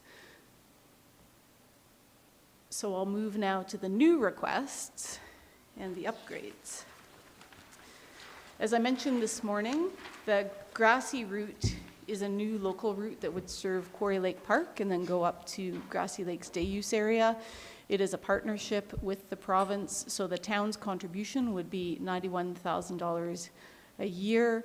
The Alberta Parks has contributed $274,000 over the course of a 3-year pilot program. As I mentioned already again this morning, that money is already with the Transit Commission.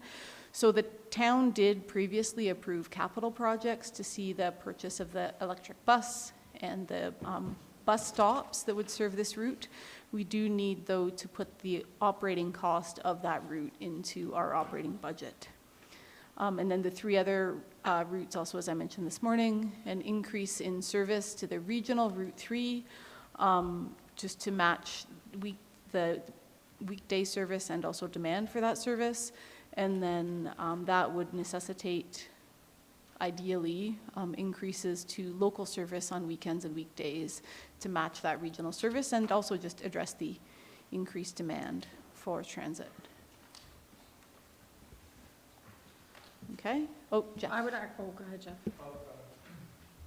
And then the regional, the 3 between Canmore and Banff, that'll still be a paid. Correct. Yeah, okay. Yeah.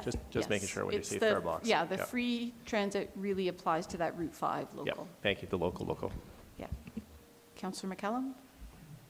Yeah, I was just going to point out that daily evening service by 1 hour is that 1 hour of service that our locals have been really asking for, so that you can go to the movies or go bowl or whatever and come home by midnight. So, or work a 3 to 11 shift and be able to take transit home after your 11 o'clock shift is over. Okay. I don't see any questions on the screen, so we'll keep on going to the next option. Over to Mr. Mackay. And this option is, I suppose, really a flag to suggest that when considering our future reserve balances and how this reserve is used, we're currently working with the BIA to develop a town center grant program.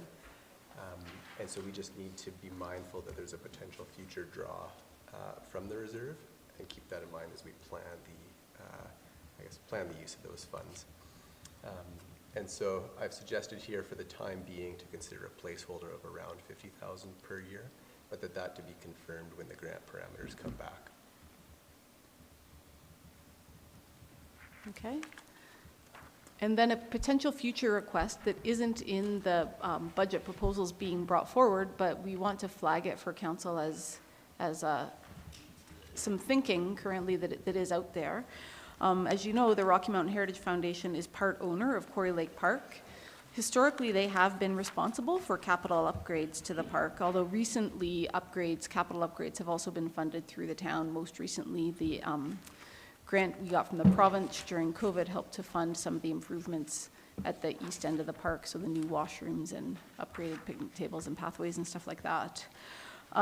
They have requested that the Heritage Foundation be given half of the net parking revenues from Quarry Lake Park because they are a part owner of the park. So I think there's an opportunity there to revisit the model by which we provide operation and maintenance support for the park, because the capital model that we've relied on historically isn't working anymore, in that the town is providing some of the funding for those capital upgrades. So maybe we have an opportunity to revisit how we approach operating Quarry Lake Park. And one of the things that we have thought about as administration is when we look at the operating and maintenance costs of Quarry Lake Park, it's about $165,000 annually between public works and municipal enforcement, and then corporate services for some of the kind of overhead functions that have to happen for public works and municipal enforcement to do what they do. We also know we get about $13,000 in net revenue for facility bookings at the park. And so we've asked the question, should we start to consider Quarry Lake Park operations being fully supported from the user fees? Because really it is a regional attraction for visitors, and residents can park for free. So maybe using paid parking revenues to operate and maintain the park makes some sense. So that's another, we know that request is out there from the Heritage Foundation, and it really gives us an opportunity to look at how we maintain and operate Quarry Lake Park currently.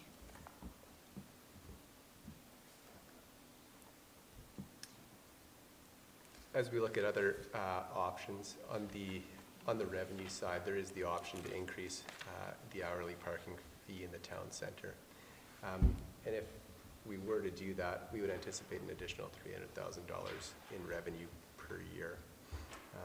Certainly when I look at Canmore's current hourly parking fee and compared to other municipalities that charge for parking or private parking, it's not as high, certainly as other locations.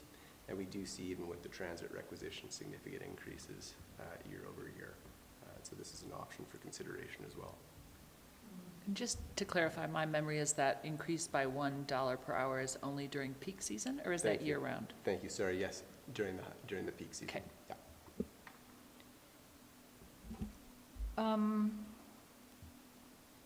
So my question with regards to that proposal is, when Mr. Asarte presented paid parking, I won't say originally because it's morphed and changed over time, and that's great, actually.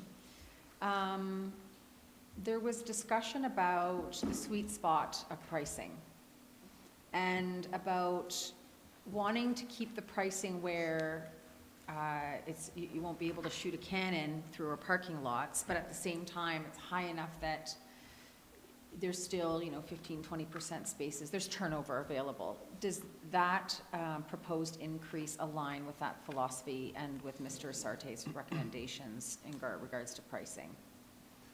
I would have to ask Mr. Asarte directly on that one. What I would say is he's included in the discussions on paid parking related options. Right. Okay. I'm just curious. I just remember that was part of, how do we come up with the pricing and so on and so forth. So thank you. And actually, no, I'll ask that question later. Yeah, we'll pull all the options up in a minute.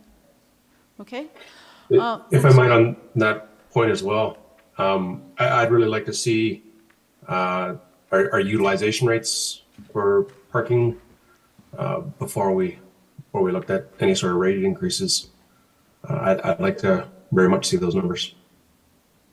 Yeah, we can get that. I think some of that information was in the report that we recently brought forward. Anyway, we can pull it forward for council's deliberations, absolutely. So we did want to have a discussion around the revenues, the kind of state of paid parking revenues in town and the commitments against them, known and future, and then some of the options that we're being faced with. We just wanted to revisit that context and kind of flip the discussion here from in the conversations we have today around use of revenues and use of reserve, to make sure that we're having those conversations in the context of the purpose of the reserve through the reserve policy, council strategic plan, and come back to those long-range plans and goals, which is why we started down this whole path in the first place. So really just making sure we keep our eye on that horizon as we make decisions related to the short-term, what's in front of us today. And so summarizing then in the options that Council Finance Committee has to consider, we just wanted to summarize them here on one slide. So just for the purpose of conversation, we've put in the opening balance of the reserve, and then we're looking at the impact of what if there wasn't a $1 an hour increase in peak season. We included the increase in the status quo local transit requisition just for information, because currently it is funded through mill rate increase. Council Finance Committee may choose to, and then Council, I guess, may choose to fund it through the paid parking revenues. We could move to a model where we say the expectation is that a quarter of the requisition for local transit should be funded from paid parking revenues. Maybe it's half, maybe it's all, I don't know. So we put in a couple of scenarios there so that Council could at least have the discussion. We included the Grassy Lake routes as a given, more or less. Again, it's not status quo, but the commitment has been there, so it does need to show up in the operating budget. And then we've also included the 3 new service level increases, as well as the Town Centre Grant Program, and then the option of maybe considering changing how we, the funding source for operating and maintaining Quarry Lake Park. So that's kind of a summary of all the options that are known today. And then moving forward from there, my awesome colleague, Mr. Mackay, has put together a wicked calculator that can walk us through, that can give Finance Committee a chance to mix and match and see what they come up with. I appreciate that, but it's an Excel sheet. Don't undersell yourself. It's Can kind of I, cool. And the gadgetry. Can I just ask a question about Yes. some of the assumptions? When, that 165, because Wow. it's, I'm having to flip between different pages here. We're dealing with the paid parking reserve balance, which is net of the parking expenses to run the program. Correct. Is there any double counting, so that 165 that also includes the municipal enforcement, for I'm sure is some parking, does the 165 include any of the amounts that have already been taken off at the top? I don't believe so. I believe that is, oh, I'll let Mr. Mackay speak to it. I don't believe so either. Okay, okay. And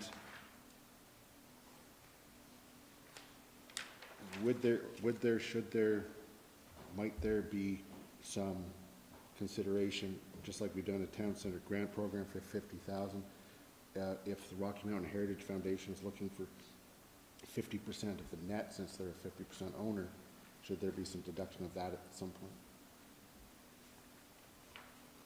Could be, I would suggest at this point, the focus was on what's the expectation for what parking revenues ought to cover? Right. And once we have some decisions on there, then we could see what's left after that for the net revenues, and I think that would be the next conversation to after that. Taking a look again at the purpose statement? Yeah. Yeah, okay. Can I ask a couple questions?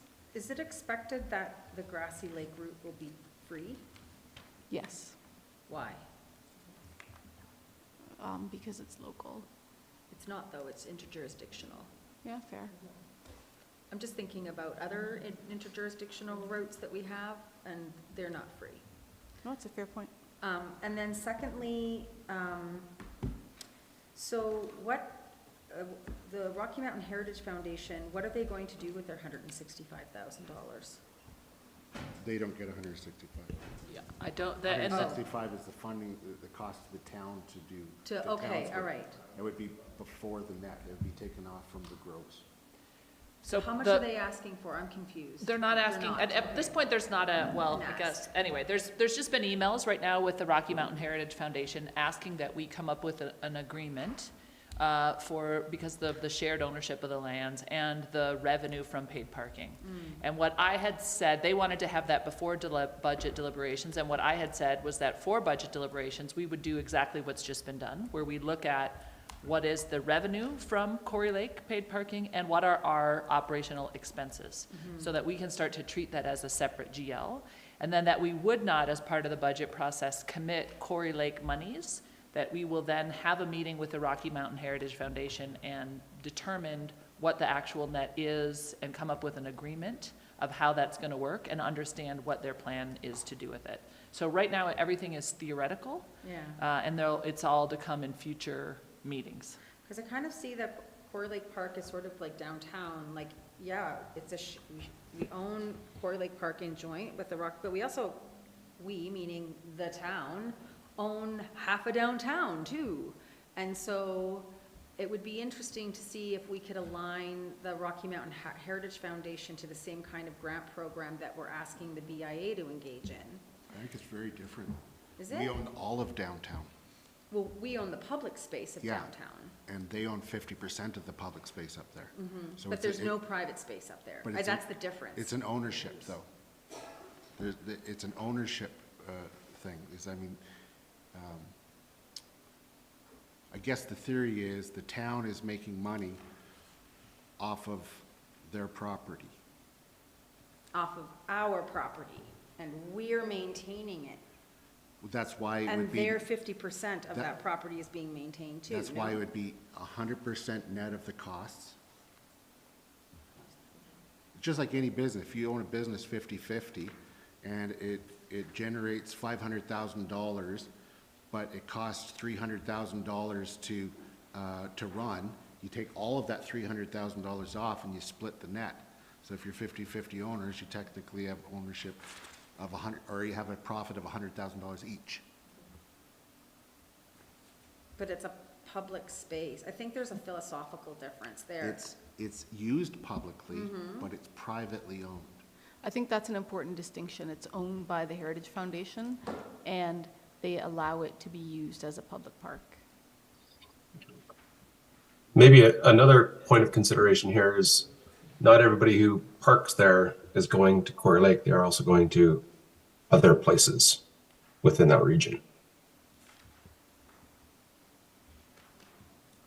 You can't say that 100% of the parking fees up there are simply Quarry Lake users. No, we can't, but we also don't monitor it, and we don't control who accesses what from there. So you're right, and we don't have a plan, I don't think, to get any better data on that. I think what I'm struggling with overall is that when we started the paid parking program, it was to fund fare-free transit and expansions to our transit system. And now I feel like we're parsing off pieces of our parking program to different interests for a variety of reasons. And I'm sure everybody feels that their reasons are justified. I get that. But I just feel like it's being made more complex than it needs to be. And the difference between some of our partners at the commission, you know, they get revenue from their partner program. So they provide fare-free transit to their residents only, not to tourists. They have off-site parking that people can park for free and walk downtown, much like us. And I just feel like we're parsing off. I just feel like it feels to me like the original intent of this is being diluted. And I'm trying to wrap my head around it all. I think that's partly the conversation Ms. Smithers is suggesting we have now.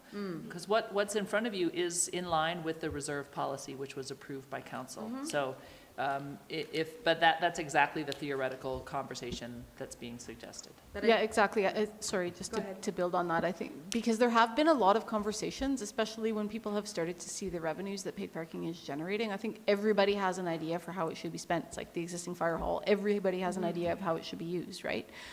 So what's important from administration's point of view is we have a suite of council-approved policies and documents and whatnot that says this is our interim goal. And going back to the beginnings of paid parking, it was about being able to support fare-free transit because we did want to affect that change in mode shift, right? And congestion. So yes, and transportation management, as I said, right? Yeah. Which doesn't mean these other options are more or less valid. I think it's important for Finance Committee and Council to have that discussion around how do decisions that are going to be made related to allocation of paid parking revenues move us towards or away from or sideways from our goals. And that's the discussion I think that Finance Committee and Council need to have.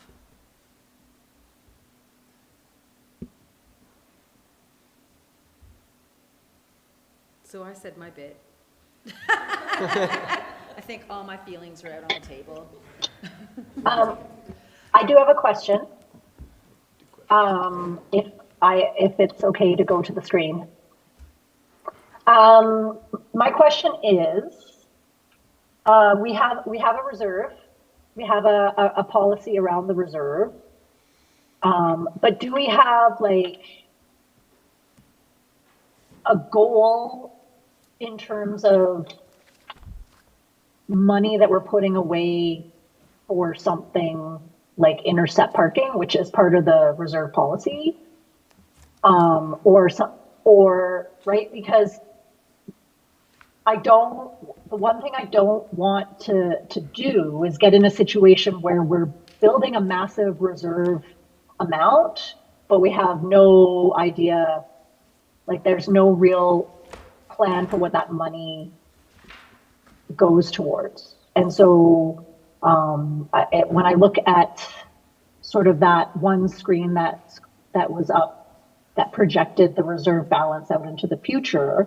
The question I'm asking is like, what are we imagining that this money is being used for in an annual basis and in a long-term planning basis? And I'm not sure I fully understand that, because there's a lot of things I think on the table.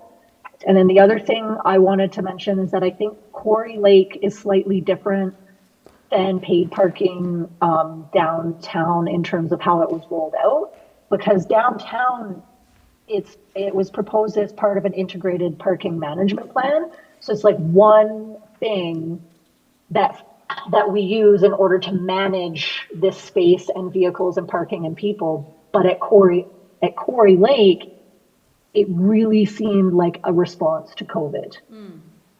Right? And that right, it was like, oh, what's happening at Quarry Lake? That we can't, this is too much. How do we manage this? Paid parking. It was effective. And so we put in the solution to the problem, but we did that before we had the conversations with the other landowner about doing that on the land. And so I think it's fair to have those conversations with the Rocky Mountain Heritage Foundation and come up with an agreement in that sense. And I like everything that administration's kind of laid out, because it's like net of expense, right? Expenses first, and then we have an agreement on what that money beyond that does. And then I think downtown's slightly different. So there is a lot there, and I'll speak to what I can remember. One is the Rocky Mountain Heritage Foundation was kept in the loop as we rolled out paid parking at Quarry Lake. There were at least 2 board meetings where Mr. Camo, the manager of Public Works, who is on their board, presented the idea. So there was no motion from the Heritage Foundation around a decision, but there was definitely knowledge and informally support for that program rolling out. And it was really, yes, it did roll out during COVID, and it was very much related to transportation demand management. We were having substantial problems with vehicle congestion at that parking lot. We were seeing spillover parking onto the secondary highway. We were seeing spillover parking into Rundleview and the homesteads. So the paid parking and associated resident parking permit program was rolled out there very much as a transportation demand management tactic. Different context from downtown for sure, but similar intent and similar goal. And then the other thing, to your point around plans for use of the reserve, and you spoke to this, the intent, the purpose of the reserve speaks to local improvements, support for fare-free transit, and support for parking improvements, including intercept parking. We don't have any capital projects in our capital plan related to intercept parking. We do have these new transit routes that align with that use of the reserve. And then in terms of local improvements, I think that was, as Mr. Mackay spoke to, something that, at least for the downtown, we want to take on as part of a grant program to work with the BIA to prioritize what those local improvements could be. But in front of us today, over the 2 years that we're looking at for the budget of 2023 and 2024, the main improvements we'd be looking for that align with the reserve are those new transit services. And the others are really part of the why we want to have the discussion, because there's a lot of ideas out there, and I think we need to cycle back to how much of transit should be funded from the paid parking revenues. Do we want to look at different purposes for the use of those revenues? And by we, I mean Finance Committee, not me. So I'll be quiet now. So how much of the revenues from paid parking should we use to support fare-free transit is the ultimate question that we're kind of sitting with in terms of the Finance Committee right now. Am I correct? That's one of the questions. Others would be looking at some of the options related to should Quarry Lake as a regional attraction that's heavily used by visitors, be funded from that paid parking revenues for operating and maintenance. Another one is looking at the option of that town center grant program, which aligns with the reserve policy right now in terms of local improvements, but how do we see that impacting the viability of the reserve over time? And then the other option is really related to the rate for parking in peak season. Mr. Mackay, I don't know if you have much to add on that. No? No, that's perfect. Everything I see right now in 2023 and 2024 aligns for me in terms of the reserve policy and what paid parking is for. If we used more of the reserve funding for transit overall, would that decrease the overall tax requisition? Yes. Yes, Thank you. it would using more of the reserve for transit decrease the draw on the mill rate tax-supported revenues. And it would, because as I had noted in the presentation, the increase in the local transit requisition, about just under $220,000 of that is related to the local route, which currently in the budget we have anticipated would come off of the mill rate supported revenues. We could look at supporting some of that increase from the paid parking revenues. And that is where I think from administration's point of view, it would be helpful to have a guideline around how much of local transit operations should be funded from paid parking revenues, because it feels like we're making best guesses right now. I would like to ask a question of clarification around the increase in local transit requisition line. Is it, I see that it just covers whatever is the increase from the previous year, but it's not cumulative. So the next year that increase is covered by taxes. So the 2023 increase that could be proposed to come from the reserve, that 218 the following year is covered by taxes because it's only the increase. Again, so isn't it just kicking it down the road 1 year, the increase, as far as it being covered by taxes? Well, with what we've laid out here, we've covered that increase. Yeah, I see what you're saying. Yeah, could be, but that, again, it comes back to we're making administration's, the current assumptions built into the budget as it stands really only include inflationary increases for the amount of the transit requisition for the local route that is to be covered from paid parking revenues. Part of the discussion here, I think, needs to be around, should we be looking at a quarter of that local requisition is funded from fare-free transit or something like that to give us a better, because in the absence of that, it's sitting on the mill rate. Right. Well, I'm just saying that it only comes off the mill rate for 1 year. Yeah. The next year it's on the mill rate. Yeah. Unless you Unless say that finance we're going to committee go has a different. 218 this year, and then 218 plus 27 the next year, Yeah. and then 218 plus 27 plus whatever the increase is next year. That would be the theory. Yeah. I mean, that's how we currently do it, like transfer. It would be a transfer from paid parking into, Yeah. it wouldn't actually come but from the reserve. but it would be a doesn't grow transfer each- to transit. So Yeah. if 1 year it's 218, the next year it would be 250 or whatever. Yeah, but we would need to do 218 this year, 250 the next year, 300 whatever the next year, so that, and that's not what's currently laid out there. Right, and the intention, I mean, the intention with this around that discussion is that we can update this right now so you can see the, impacts. Okay. One thing I wanted to bring to everyone's attention is that a reminder that the Transit Commission, on behalf of the town of Canmore, is doing a sort of like what's going to bring us to our mode shift goals of 2030. And so I would expect that in 2024 that there might be some more expansion requests that come through for transit. Just because I don't think that the number that we see for 2024 is actually what that number is going to probably be. Because they're not taking into account possible new Yeah, routes that the study will exactly. identify. Exactly. And I hope there will be. My own thoughts on this is paid parking should, of course, pay for itself.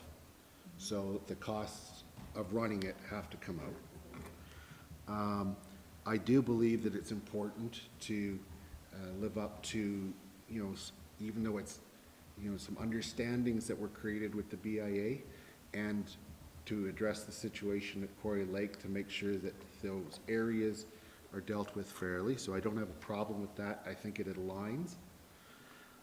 I also don't have a problem with the actual cost of the Quarry Lake operating, because that's, in my mind, an improvement to the area. And then unless we have plans for an intercept parking that we have a number that's associated with it, I would love to see everything else go to expand the frequency and reach of our local transit. That's my personal thoughts on it. What about existing frequency and reach? Existing? Existing frequency and reach. Like if we're talking about that, if we're Yeah, no, leaving that money on the table or in the reserve, yeah. that could be best used to bring down the mill rate this year, like, I don't know, maybe I'm just static in my thinking. I'm like parking in, transit out. That's what I see in my head. That's the same thing I see in my head, and so that's exactly what I was saying. All right. It's just that there's some costs that have to come off. Of course, of Cost of course. running it, the grant program, if there's something that has to be split with the Rocky Mountain Heritage Foundation, but it should be after all of the costs of Quarry Lake are taken into account in full. And if there's anything left over, then it's right that owners split profits, is the philosophy I would think of. But everything else, I see all of this as being expanding either the frequency or the reach. And the more we can do, the better, as far as local transit goes. I'd be interested into seeing if there's some cost recovery on the Grassy Lake route. Yeah. The man's getting $90 a year from people to go into Kananaskis, like. Just to add to that, though, I would have to go back and talk to Mr. Asarte about what that could look like. I'm aware of the fact that Alberta Parks has funded half of the operating for that 3-year pilot, and I'm also, I suspect that if the service were to continue beyond that 3-year pilot, the province would most likely fund it from that Kananaskis Pass revenue. So I just want to make sure that we're not hitting people up twice. Well, I don't see it as being much different than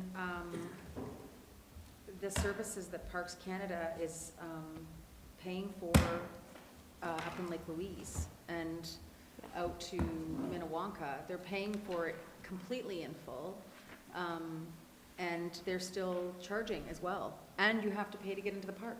Yeah, that's a fair It's all point. the same. Yeah, I'll check with Mr. Asarte, because I would want to better understand the operating agreement that we Absolutely. have Yeah, with no, Alberta I Parks don't- before. I Yeah, don't disagree. okay. Thanks. My understanding is that there was a request made by Canmore, and Alberta actually said yes to the request, exactly as we requested. So, If we were to charge, say, for a Grassy Lake route, because as you mentioned, it's interjurisdictional, what sort of like price model would, for the commission, you've seen that like $1, $2, like precedent set from Banff at all? Okay. Yeah. Each route is different. So it scales right now accordingly. In the Yeah. national park, each route is slightly different. Some of them are the same. Right. I could not give you an Sure. educated Okay. No problems. answer. Yeah. I'd be speaking out of turn. Yeah, and then going back to say, like Quarry Lake, like I understand like the rationale, like, you know, like owners share the profits. Is there a view towards like sharing the expenses of running the parking program up at Quarry Lake with the Rocky that's what Mountain Heritage? happens when you take off all the expenses first. Okay, so we would look at it that way too. Okay. But that's what this is, or that's what I was described. Okay. If the revenue is 500,000, you take off all of the expenses. Okay. Before you determine what the net profit is. Okay. Just make Yeah, sure. and part of the reason for that is related to even, again, coming back to the capital side. So the Heritage Foundation has, over the years, funded capital and actually even funded the design study that looked at some of the more recent improvements to the park. But they have not been able to, in the past couple of years, fund those capital improvements, so the town has taken some of that on. So that it's kind of shifted, I think, traditional longstanding agreements. So with the request coming, I think it's a good opportunity for us to formalize some of that, who pays for what and how. I have a question, but I apologize, I can't quite read that. You don't have to change it for me, I can look at it later. I'm just asking because I'm not sure if it's up there. What is our total projected revenue just from Quarry Lake, separated out from all of paid parking? Rick, I'm not sure if you have that handy. It's okay, if you don't have, if it's not up there, I can get it later, yeah. I can estimate off the top of my head. It's- I can estimate if. Sure, an estimate is great. It's about 220,000, or the other value I would use is of total paid parking revenue. It's forecasted to be 15%. Okay, but it was roughly 220 for 2023? Yes, for 2023, yeah. Is that net? No, that's revenue. Gross, Yeah. okay. And then we'd add into that the 13,000 from weddings and rentals or whatever, so the net, the gross of all the revenue, paid parking and events would be 232-ish. Ish, yeah. Ms. Smithers? And Oh, sorry. just roughly looking at net then, you take off the 165, and you take off running the paid parking program, the share of that. Right. And so there's not a lot of net left, if any net at all. Yeah. Yeah, it's just quarter, yeah. Question for Mr. McKay, how much do you, oh, I'm sorry, sorry. That's okay, no problem. I was just thinking of what Mayor Crowsert said. If we use up all the money and we decide that we need, because all these people are going to have to park somewhere to get the bus up to Quarry Lake, to Grassy Lakes for intercept parking, do we not have to keep a certain portion? Is that capital, a certain portion for money to purchase, to develop an intercept parking spot? Would it come from this fund specifically? It could, the fund, well, it wouldn't have to come from this fund, but that was one of the purposes of the reserve. And I would say as well, I think we would need to introduce that route and see what impact it has on parking. I suspect that some of the demand could be accommodated even by existing hotels, right? It could be accommodated by residents who are going to take the bus up instead of drive their car. So I don't know what it would do for parking demand in other areas of town. Thank you. I very much suspect if it's somebody coming from Calgary, they're already in the car, they're gonna drive up there. Okay. So it's probably gonna be the resident or somebody who's already fought in a spot for their car to park, or hotel intercept parking. Okay, thank you.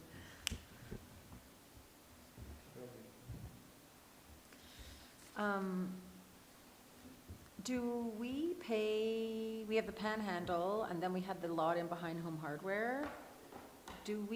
Have we been paying an annual fee lease for that to them at the Home Hardware lot? And is that that's not continuing into 2023, or it is? We have had a lease with them. I don't know the details of it off the top of my head, sorry. And there is a development permit in place for Okay, that, for so there. I'm not sure how long that will run for. Yeah. And then, do we know if the province is going to be charging for parking up there? At Grassy Lakes? Yeah. I No. think it would be included with the Kananaskis Pass, but I can confirm. Yeah, I'm just curious, because that's kind of like the model that we're seeing in Banff, right? You can take the bus up, or you can pay through the nose for parking. Pick, No, fair point. I'll ask. Interesting. right? Which we knew that was going to happen.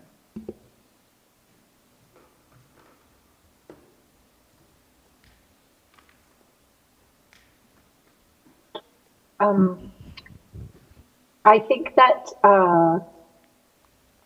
what I'm hearing, especially out of some of the really good points Ms. Smithers makes about kind of like it's a bit of guesswork on how much are we using paid parking revenues for transit going into this budget.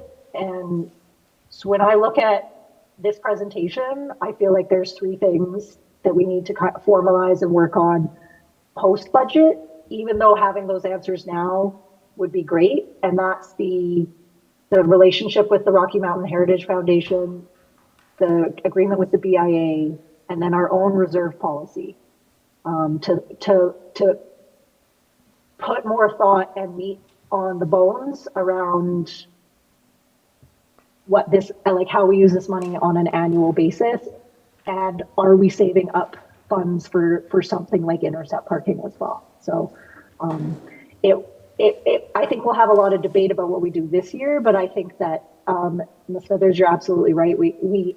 There's some guesswork around it, and we could really invest some time in putting more into the policy on this.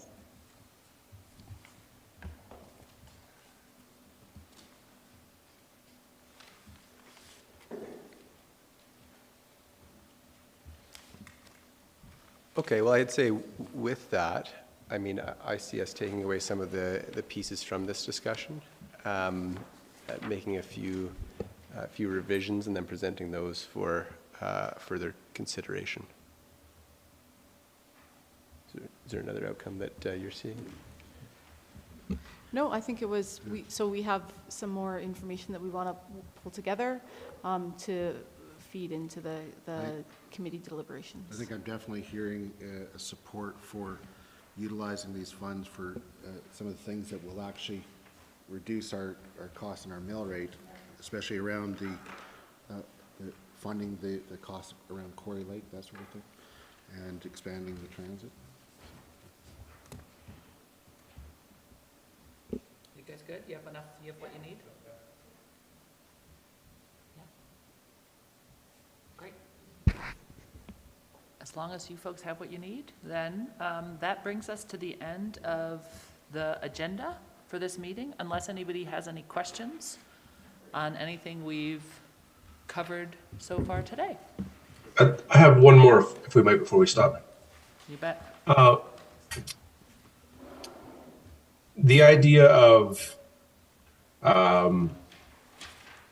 sorry, my brain is mush at the end of this day.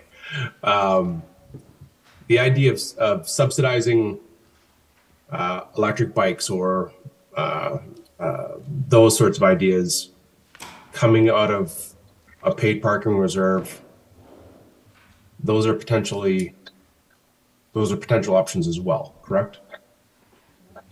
Could be on Thursday next week when we review the capital projects. There is a mode shift project in engineering that includes a suite of options that could include like a bike share. I'm not sure if it would get at your specific request, but I think that's an option that we'll be talking about with Finance Committee, and then we would have to explore funding sources at that time. So good point, though. So that's still to come then. Okay. Yeah. It's in capital. Okay. Yeah. Yeah. That's in capital. But things like studded tires on bikes and that sort of stuff would all would fall into that sort of idea as well, right? Correct? Yes, like with year-round cycling would fall into that same Okay. idea. Excellent. Correct. Thank you very much. Yep. I have one quick process question. Okay. So I picked up the packages at the Civic Center today. Are those the packages for Tuesday and Thursday next week? It's only Thursday next week. Tuesday is Committee of the Whole, and Thursday is the Finance Committee. But are the packages she picked up all the info she Yes. needs for Thursday? There's no handouts from today? No.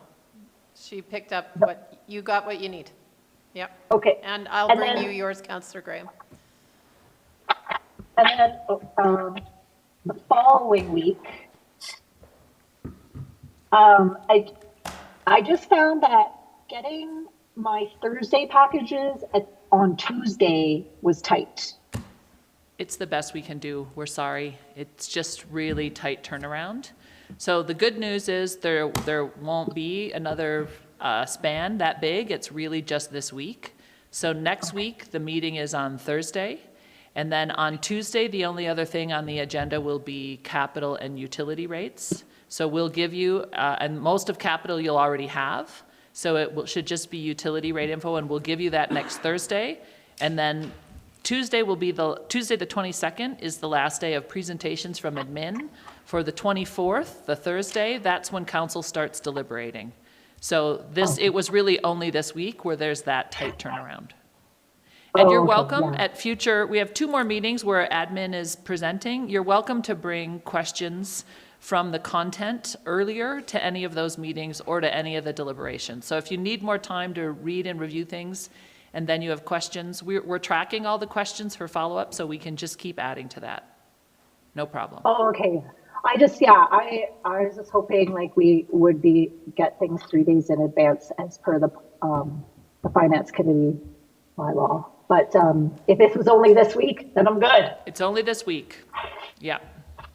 It was tough being sick and cramming, but we're there. Yay, thank you. And you did great. And we do have a lot of meetings scheduled so that there's extra room to make sure everyone has time to review things. So if you didn't get to everything in the way you would have liked for today, take the time you need and you can bring it up next Thursday when we're back or the following week as well. So there's still lots of time. Yeah. So next Thursday, we start with capital. And it's another 9 to 3 meeting. As of right now, I think we're just planning the regular 1-hour lunch break from 12 to, there's no other unusual things scheduled next Thursday that I'm aware of, although the mayor is frantically checking. But so anyway, that's the plan for right now. So Tuesday, we have just the committee of the whole in the afternoon, and then Thursday, we're back here for finance committee. So if other questions come up between now and then, just send an email and we'll be happy to address it the best we can. So with that, I move that we adjourn. All those in favor? Okay, see you next week. Get well.